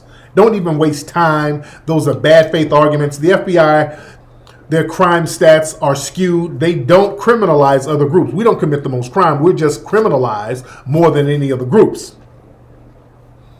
And other groups, you don't put them on the front page when they commit their crimes. What did I tell y'all about Los Angeles? Because they talk about how Asians and all these people have low crime rates. The hell they do. A lot of stuff they do, law enforcement turns a blind eye to it. There was just a bust out here today in LA. There was a big bust. No, not today. I'm sorry. It was a couple of days ago. Beverly Hills store let criminals stash guns, drugs, cash, and a vault at a strip mall, prosecutors say. Now, there was a place that was called U.S. Vault, private vault, that was next to a nail shop in Beverly Hills on Olympic, I think. Boy, they were trapping out this place like crazy. This is the place that's next to a damn nail shop. I done told y'all about them nail shops, what really goes on around them damn nail shops, and law enforcement knows. But this place, I guess they got to trapping a little bit too hard. They had a vault company where, they don't ask no questions. You can just come and store stuff. And the way you can get in and out, they use a fingerprint and an eye scan to get in and out. So they got the feds bust this place. They got all types of fentanyl in there. They got all types of illegal guns. They had like $1 million cash in somebody's stash box. So they were trapping heavy out of this place. The article never mentions who owns it. They don't mention who owns it. They don't even give a name. But we pretty much know who it is. The Arabs and the Asians are running this joint big time. You in? I told y'all who's doing the real trapping out here. Who's the real plug. Don't ever, I really want black folks, don't ever let somebody sit up and tell you that you are prone to criminality. And you got all these Asian mafias, Italian mafias, Russian mafias. There's no black mafia. All the drugs that come in the community, dude, that shit is coming from South America and Asia. All that fentanyl and stuff people are talking about. Y'all know what the street name of fentanyl is, a certain form of fentanyl. They call it China White. Yeah, that fentanyl is no joke. Remember back in the early 2000s, all that ecstasy that was flooding the streets of LA? It was ecstasy everywhere. That shit was coming in from China. All the Asian cats I know was slanging that shit left and right. All that Asian ecstasy was flooding the neighborhood. That was flooding LA. You know? So don't let nobody run that game on you. They just don't put a face. You never see. They never put a face on ecstasy dealers. Notice that? Certain drugs, they don't have a face on it. Now, when crack was being sold, we know who all the crack dealers were. Boy, they make a big deal. We know Freeway Rick on the West Coast. Supreme them on the East Coast. Rayful Edmonds on DC. You know who the black drug dealers are. They don't tell you who all these ecstasy dealers are. They keep that very quiet. Yeah? They're Asian. Yeah, they keep that real quiet. All that opium comes from Asia too, of course. Absolutely. But a lot of stuff they keep on the low. Another thing they keep on the low, a lot of stuff, speaking of this whole bullshit narrative that the Nation of Islam was behind that whole Capitol thing. Speaking of the Capitol, a lot of those people who are part of the Capitol riot, and that's another thing, they want to make a black group comparative to the Capitol rioters because they're still giving the Capitol rioters slaps on the wrist. They're still giving these people these little jive-ass trespassing charges, letting them out. And they have another march coming up around the country on April 11th, guys. A lot of y'all don't even know about this. On April 11th, they're having White Lives Matter rallies all over the country. The Proud Boys and all these people are involved. This is actually going to be next week, next Sunday. I want y'all to keep your eyes and ears open because law enforcement is clicked up with these white supremacists. They're going to be having these White Lives Matter marches on April 11th. And remember, April is a holy month for the white supremacists. Now, why did they choose April 11th? Okay. The white supremacists, they choose specific dates for specific reasons. They don't just choose things randomly. Why April 11th? The white supremacists are very big on certain dates. Shout out to my man Young Smitty with the nice Melanoid donation right there. Shout out to brother Young Smitty and everybody. The Cash App is KingFlex818. I see a lot of people still hitting the Cash App. KingFlex818 is the Cash App. But listen, the white supremacists, they like to choose certain dates as acts of revenge. For example, y'all know Dr. King's his birthday is usually on January 18th or January 20th. They specifically made Robert E. Lee Day the same date as Dr. King's birthday. They made Robert E. Lee Day the same time as Dr. King's birthday as an act of revenge. Okay? April 20th, that was Hitler's birthday. That's when the Columbine thing popped off. And those we do know, those two Columbine guys, they were some white supremacists. But listen, why April 11th? April 11th is very significant to the white supremacists. April 11th is very significant. Let me tell you why. April 11th is when the Civil Rights Act in 1968 was signed, and the United States government was forced to sign the Fair Housing Act and the Civil Rights Act of 1968. Y'all start getting your pens and paper so y'all can remember this stuff. April 11th, the United States government was forced to sign. I'm going to say this again. The U.S. government was forced to sign the Civil Rights Act of 1968. Dr. King was killed on this day, the 4th of April, 1968. This is the anniversary when Dr. King got killed. After Dr. King got killed, we had Holy Week. All over the country, black folks were turning the hell up. This new movie that we're going to be doing about the Seminoles and about the swamps and the maroon colonies, we're also going to talk about Holy Week of 1968. Dr. King was killed on April 4th. That whole week afterwards, black folks almost tore this country down. Black folks took to the streets. Major cities were burning left and right. This is something they don't like talking about. Black people on the grassroots had America on its knees.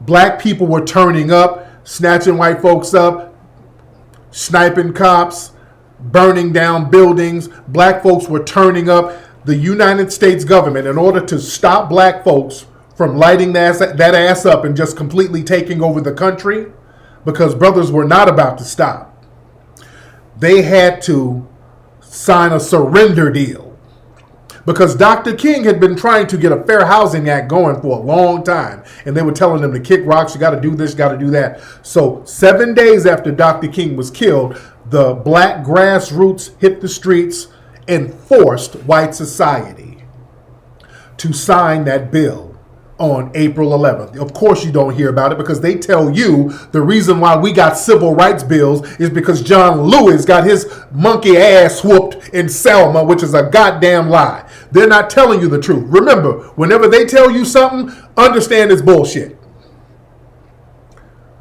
This is why we got civil rights acts going on, because black folks hit the streets and said enough is enough. It wasn't because black folks laid down and got beat up. That ain't true. Black people made the government do right. And white people have been salty about that shit ever since. Because when they signed the Fair Housing Act, white people had to bounce. White folks had to bounce en masse out of the inner cities. Right after they signed that, white people had to pack up, leave all their equity or whatever, and start moving to these newly formed suburbs. They had to break ship. They had to bounce. They had to uproot their lives. They've been salty about that. You understand? They had to engage in white flight. They did not like having to do that. They've been salty ever since about that. Yeah? So they've always been looking for ways to get revenge on black people. Right after 1968, that's when they started to say, okay, we're going to have a benign neglect policy. We're just going to act like black folks no longer exist. We will not speak on black issues again. We're going to still practice white supremacy, but as far as policy, we're going to let all these immigrants, we're going to flood these immigrants over here. We're going to focus on every other group and minorities, and we're not going to prioritize black people, and that's where we are right now. This is why they never mention us specifically. They always neutralize us with other groups. Yeah? We're going to have this shirt available on, a lot of folks asking about this beautiful shirt about Queen Mother, Dr. Welsing. We're going to have this shirt on officialfba.com, possibly tomorrow. Officialfba.com. If y'all want this shirt, you can go get it tomorrow on Official FBA. A lot of folks like this shirt. You know, we're just paying homage and showing honor to our Queen Mother.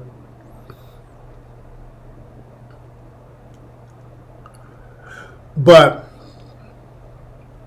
like I said, they want to get revenge. Everybody, hit the like button, hit the subscribe button, hit the like button, hit the subscribe button.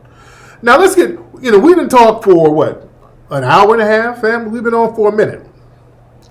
But let's get to the real topic is White Boy Summer. That's the real topic of the show. We took a long time to get here, but we've had great conversations about other things. We're talking about White Boy Summer. Right now, White Boy Summer is in effect. White Boy Summer was something that Chet Hanks was talking about a couple of weeks ago. He got online and talked about, we need to have a White Boy Summer. Oh, I'm trying to get with the black girls or whatever. And we see that he's an abusive ass suspected white supremacist. He's beating up his girlfriend, allegedly, calling her all types of ghetto black bitches. Sisters, y'all better watch out for White Boy Summer. White Boy Summer don't work for you, sisters. White Boy Summer is not going to work in your benefit. Do not be fooled by a White Boy Summer, sisters. And black folks, we got to watch out for these suspected white supremacists who come around us trying to talk that yo talk and be our friends. And before I forget in that, speaking of cases, this is another case that happened where a dude was running, another black dude ran into a store. I think this is in Utica. Where's Utica? This dude ran into a store, got a rifle and started pointing a rifle at people. Didn't shoot nobody, and the cop arrested them. So these weird Negroes are running up doing these old crazy little crimes. But back to the zaddies. There's a sister in South Carolina. Her baby's dad ended up kidnapping her. And this is her right here, her and her zaddy. Hold on, remind me later. How many times have we seen pictures like this? This is her and her zaddy. We'll see the dolled up picture, and then we'll see her all beat up. So he kidnapped his baby mom, his black baby mom, and beat her all up, damn near beat her half to death. Oh, Lord. Sisters, White Boy Summer is not what you think it is. White Boy Summer is not what you think it is. The real reason I'm talking about White Boy Summer, y'all boy Michael Rappaport. Michael Rappaport did a bitch ass move. As you know, I've been warning people about Michael Rappaport for years. I do not like Michael Rappaport. Me and him we've exchanged words. He done trolled on my page, calling me names and trying to bait me and all this. Michael Rappaport is a bitch. He's been a bitch, a suspected white supremacist dickhead. He tries to hide his anti-black racism behind his black wife. You dig? I've told y'all for years, All of that yo, word to the mother bullshit, I am not impressed by it at all. Me and him been going at it for years. I've been calling him out. Here's old tweets of me and Mike going at it. Hold on. He said some slick shit about Kenya from the Housewives of Atlanta. This is from 2018, this tweet here. All right, just showing y'all how long I've been going at his little bitch ass. I said Michael posted this picture of Kenya Moore with a gorilla next to her. I've repeatedly warned people about Michael's racist ass, so then he jumped in the comments after that. Hold on, where is it? Where is that? Okay, again, I've been calling this dude out for years. Here's another tweet. Can anybody crying for Janet Jackson right now tell me the last Janet Jackson song that was popping? Okay, he was talking shit about Janet Jackson, so I called him out on that. About his little yo, word to the mother ass nonsense. So we've been calling him out. Hold on, let me find some more tweets of me and him going at it. Hold on 1 second. Because I've been on this dude's bumper for a long time, dude. Hold on. He's been a bitch. Where's that other tweet? Hold on. I want to find all the ones I've been going at him on. Hold on. Hold on.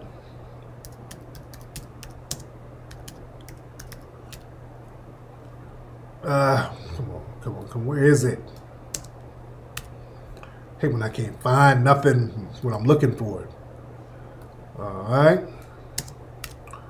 I wonder if he deleted it. Hold on. Damn it. Y'all bear with me. Hold on, because I want to find all these tweets of this dude. Hold on. Okay. Let me see. What did he say? Oh, here it is right here. When he responded back. Yo, Tariq, you still on my dwick, still faking jacks with your off-the-rack suits, bum-ass, half-cool bullshit. So, he's using this old, outdated slang. Yo, you faking jacks, word to the mother. Shut your bitch ass up. So, do y'all know what this dude did? And Gary Owens, that's another one. Gary Owens' wife left him. But you know what this bitch-ass dude did? Kevin Durant, he was shit-talking to Kevin Durant.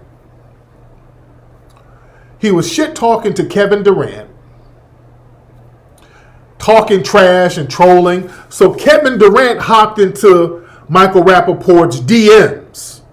He hopped into his DMs like, hey, yo, dude, you's a bitch, you's a punk, you pale-skinned bastard, whoop-de-whoop. Nigga, you can suck a dick. You come see me if you want to see me. So Kevin Durant hit him up on some manhood shit.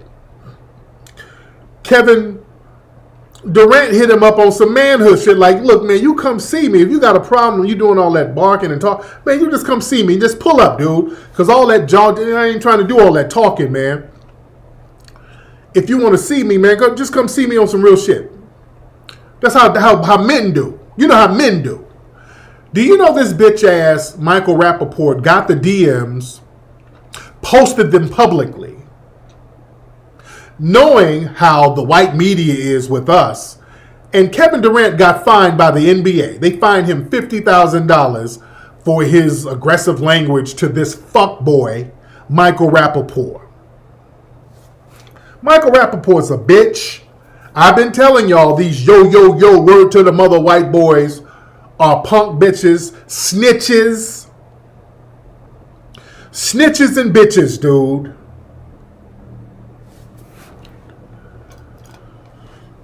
Michael Rappaport understood how white supremacy would work for him. See, this is why y'all don't play that game with these little old white supremacists with all that yo ass junk. I don't play that game because I know how they get when they get behind closed doors. When I hear all that yo shit, I'm looking at him like an informant. That's how informants talk. He pulled a Karen. He used his whiteness against KD. He used his white supremacist privilege against KD, which was sucker shit. He knows how the white media is when it comes to black folks. That's why he did that hoe ass shit, you punk bitch. And I know you're listening, Michael, because I know you listen to me. That's why I don't buy all that yo bullshit you be talking, dude, because I know where your heart is. You ain't one of us, dude. You will never be a black man. You ain't got the spirit, the soul, and the integrity to be a black man. You's a bitch. That's why you have to depend on the system of white supremacy to give you an alley-oop. That's why I don't give them dudes a pass. Because they can do all that yo bullshit. And if they go out on the streets, even if they get on the streets and do all that yo bullshit, when they get caught, I'm a white boy though. I'm not a nigger no more. I don't want to be a nigger no more. I don't gangbang. I'm a white boy like me and you. They change up too quick for me. I'm good. I'm cool. I've been warning y'all about that shit for 15 fucking years. Whenever y'all hear that yo word to the mother shit, go the other way. Go the other way, dude. Just like Takashi, all that, yeah, nigga. You get behind closed doors, you get on that stand. It was that nigga. Sir, I'm a white Hispanic. That's that nigga. They get to telling. They get to singing and telling at the drop of a hat. They gonna use that whiteness, nigga. You don't think for a minute they ain't gonna use that goddamn whiteness. So when you come around me, just act like a white boy so we can both use your whiteness. That's what I want. Nigga, come around me so we can both use your damn whiteness. Vanilla Ice, remember, he was on that yo shit until Suge Knight him this bitch ass up. He got white then. He stopped all that white shit when Suge and Mob James and them niggas ran up on his ass at that hotel. He got real white then. All Chet Hanks, all that Chet Hanks. You know, when he's trying to tell on the sister, oh my God, she hit me in the head, dude. I don't buy all that word to the mother talk. Hit that thumbs up button. We in here heavy. I look at them as the police, dude. MC Search is another one. MC Search was talking all that yo shit. See, they get comfortable. See, we got to get off that shit where we let them get comfortable and then they start disrespecting. Shout out to Arsenio. Arsenio checked Vanilla Ice's ass a long time ago. He checked his ass. Because Vanilla Ice came on Arsenio's show. Yo, yeah. You know, I got Flavor Flav with me. And Arsenio was like, well, shit, that's supposed to give you some kind of black pass? I don't give a fuck about you with Flavor Flav. You out here dissing Hammer? Dude, you a guest in this shit, dude. See, these folks come around us with the yo talk, and see, that's the thing with MC Search. MC Search was on that yo talk, and then he starts talking shit about some certified brothers. He started talking greasy about Hammer. Hammer's certified, and Hammer's somebody who's really loved on the streets of Oakland. Don't let all that dancing fool you. Hammer is somebody who's really respected on the streets of Oakland and the streets of LA. So MC Search thought he would diss Hammer and then come on out here to the West Coast like shit was sweet. And niggas hemmed him up. He had to get all types of security. He had to get Pookie, Barefoot Pookie, and Michael Concepcion and all these people to protect him out here. Because they about to light his ass up. Yeah?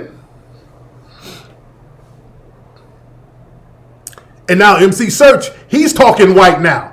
Once they get around some real ass G's and they get real G. See, back in the day, that word to the mother shit got checked.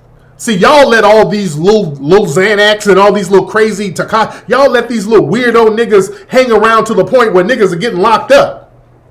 Back in the day, we knew all that word to the mother. Man, you better go sit your ass down somewhere. Don't bring that shit over here. We knew back in the day not to have that shit around. Hammer, and not just Hammer, but everybody in the hip-hop community checked Vanilla Ice on his bullshit. They were checking Search, by the way, on his bullshit. They would check them white boys for doing all that goofball stuff. Yeah?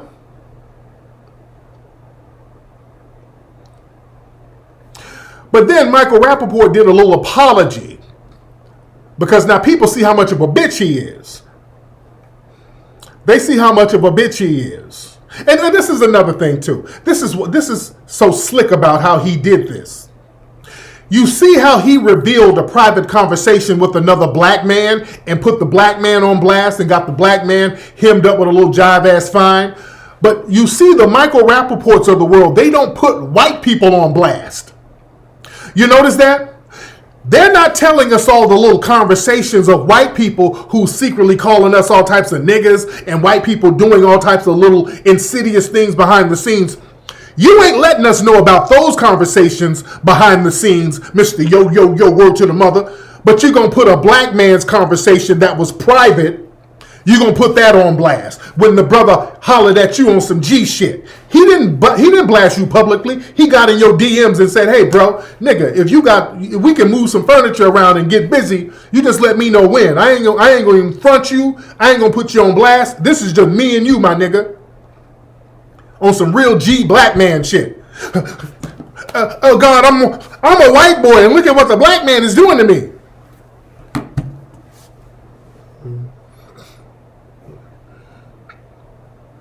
Yeah, no, Vlad and those guys, they never tell us about the white races.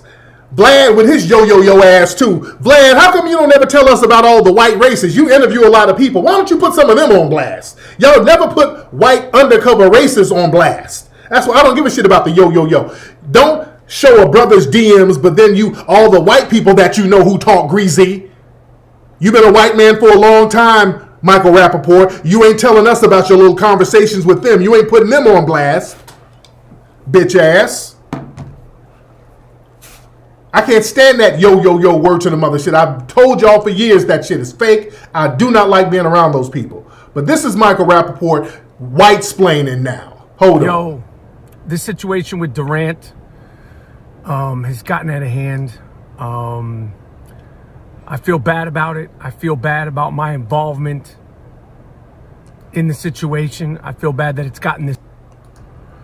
I met him one time. It was cool, cordial. I'm a fan. I met him as a fan.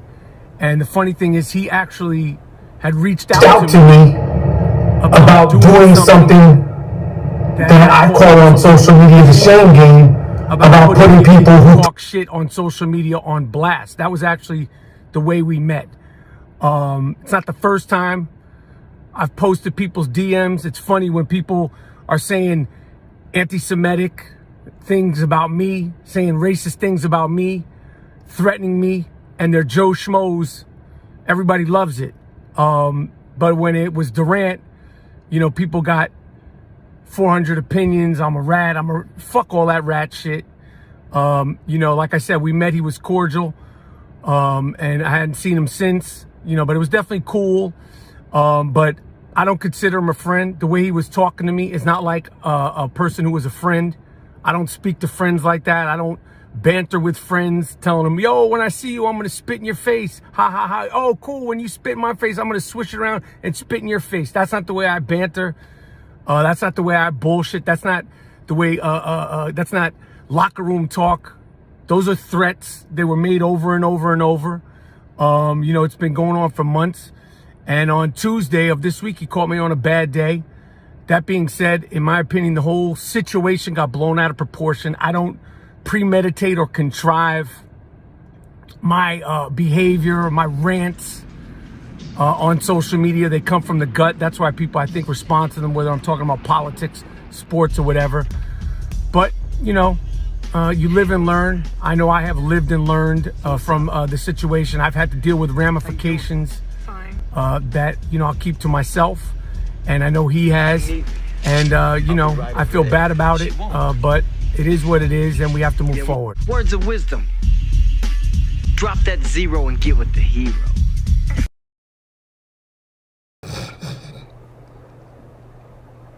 All that damn splaining.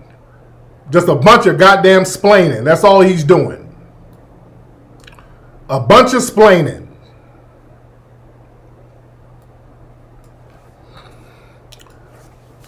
Well, I was threatened. Oh my God, I was threatened. Bitch ass. I don't give a shit about how much hip hop you listen to, dude. See, y'all give people a pass just because they can start naming certain records and all that. I'm not impressed. I'm not impressed about your hip hop catalog. And yeah, a lot of people are music fans. And that's supposed to give you some kind of pass. Let me tell you something, dude. There's a seventh element of hip hop.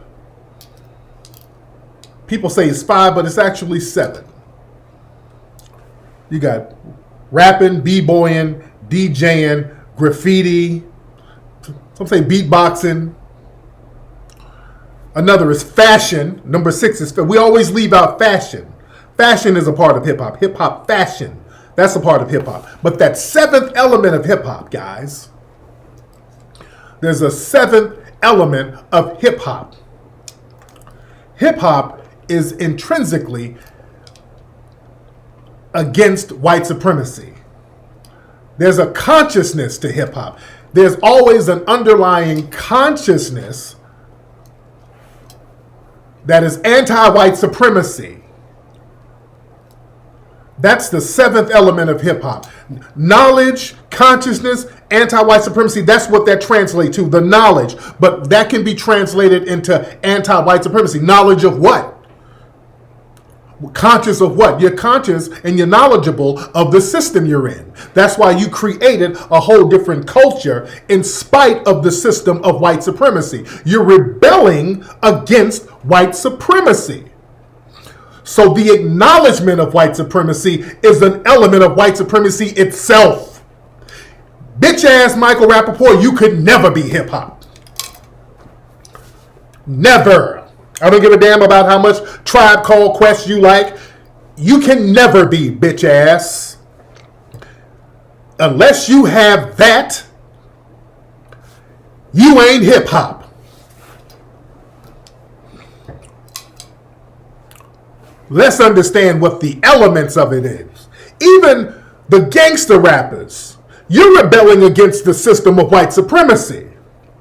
You're still rebelling. Hey, they're not letting me into these doors, so I'm going to hit the streets and make money in spite of the white supremacists. Even if they cannot articulate it like that, that's the element. That's what they're talking about. I'm going to get rich or die trying because they're not letting me into that system. The pioneers of gangster rap, people like to criticize. Remember, KRS-One is a gangster rapper, criminal minded.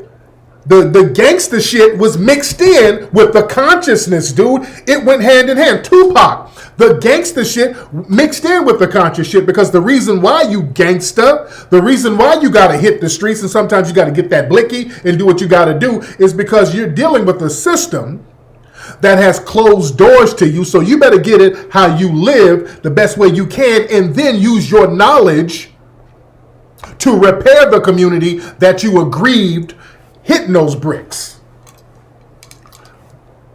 Understanding that part of the game, that consciousness and acknowledgement of the system of white supremacy is an element of hip hop. Unless you have that, you are not hip hop. Hip hop is by definition a black empowerment element. It's a black empowerment culture. When the brothers started, they were talking about empowering themselves. When the early rappers were rapping, they were talking about, they were putting stuff in the universe, what they wanted. I want a Cadillac, I want a 3-piece guard, and I need to whack. I want to live in a mansion. And they were talking empowerment. They were spitting empowerment, man. Understanding the system they were in, it was created as an antithesis to the system of white supremacy. Yeah? A Michael Rappaport could never be hip-hop. I don't give a damn how many records you listen to, nigga. If you don't have that consciousness, the respect for black empowerment, and the intrinsic desire to get rid of the system of white supremacy, you ain't hip hop. You dig? Let's be very clear. Look at the legends. Look at the hip hop legends, and you see they had all the elements there.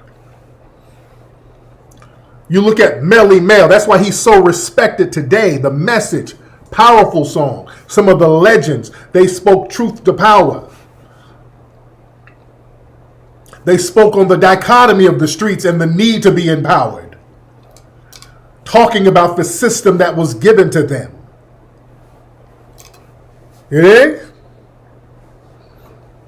You got to have that consciousness. That's why, Africa Bambaataa, there was a consciousness there. We're going to stop the gang thing. Let's take this gang thing and let's flip it into something better. They haven't given us anything out here. The system of white supremacy, they're destroying us out here. Let's flip that and do something better with it. Let's create our own thing in spite of them. They're not letting us up in those clubs in Manhattan. Let's get our own thing. We're going to set up speakers on this block. Yeah?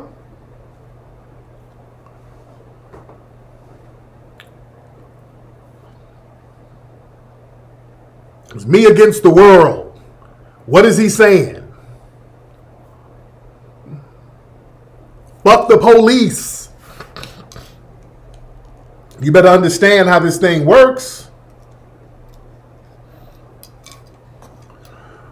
But family, White Boy Summer, it's not starting off too well, guys. And look, my thing is this. Like I said, with the Michael Rappaports, that little old sucker shit, where you're going to have a private conversation with a brother and then post that conversation up, that's who you going to snitch on because he hollered at you like a man because you were acting like a bitch. That just shows you can never be a part of our culture. You can never be one of us, even if you land up with that mammy bedwench of yours. That don't make you one of us, dude. Because we're not dependent on a welfare system called white supremacy. Because, see, you a bitch with no talent.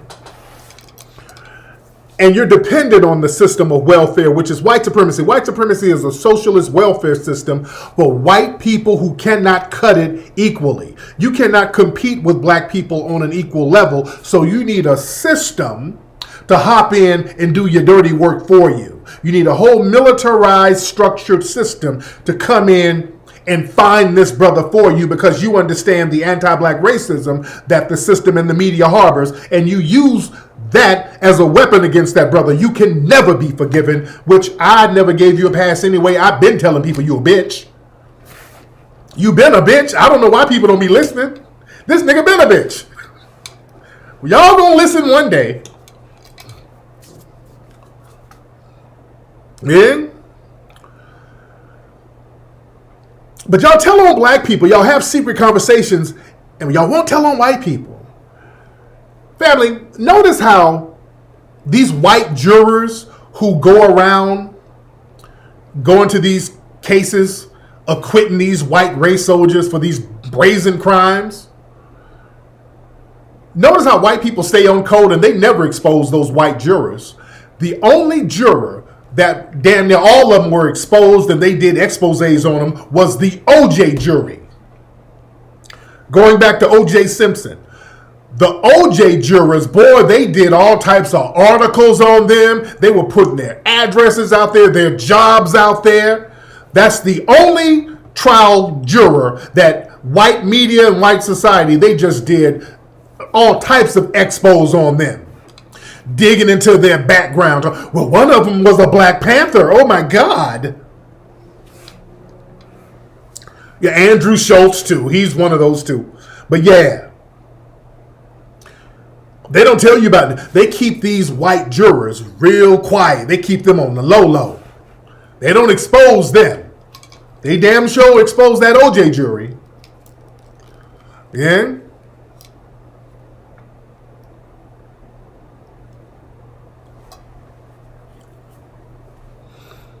Somebody asked me, do we have a white supremacist in here? What's up, Gat Mike? You say, can I speak on the guys in Chicago killing each other? What guys? And you sound like a white supremacist. What guys killing each other? You mean the Hispanics? Because a lot of Hispanics are killing each other. I'm not a part of the Hispanic community. You would have to ask them. There's a lot of Hispanics in Chicago killing each other. So I don't know. You have to ask them. Do I have white friends? Yes, I do. I absolutely have white friends. I just don't like white supremacists. And look, I was getting ready for white boy summer. Yeah, I got plenty of white friends. I was going to have a party for white boy summer. I got a swimming pool in the back. We were going to get white boy summer popping. But the white boys are acting a damn fool. They're messing up white boy summer. Chet Hanks, he's acting a damn fool. All of them. Michael Rappaport, all of them are acting a fool. They're messing up white boy summer. I mean, I done cooked some vegan Hot Pockets. I don't know what to do with them now. What are we going to do for white boy summer now? I don't know what's happening now. We got some white boys in here. I would invite you to white boy summer. I got some potatoes au gratin. I know y'all like that. I got potatoes au gratin with a side of ratatouille. So I don't have a problem with white people. Man, you come over here and get you a couple of sloppy joes and a Smirnoff Ice. Brother, I got you, dude. We all in the same gang, brother. Dude. I got you, man. Come on, I got some green bean casserole and some Coors Light. I got you, my dude. You, white man in the room. You can come join us, dude. We got it, bro. Anything you need, man. I got some unseasoned chicken breasts. I got you, man. White boy summer, you come over. We treat you right. Me and my family treat you right. I can have my wife whip up some clam chowders and fish sticks. Man, we'll treat you right. You feel like you never left home, bro. We will make white boy summer just wonderful for you. I can make some corned beef and pumpernickel bread. All that shit you like, dude. White boy summer will be popping for your ass.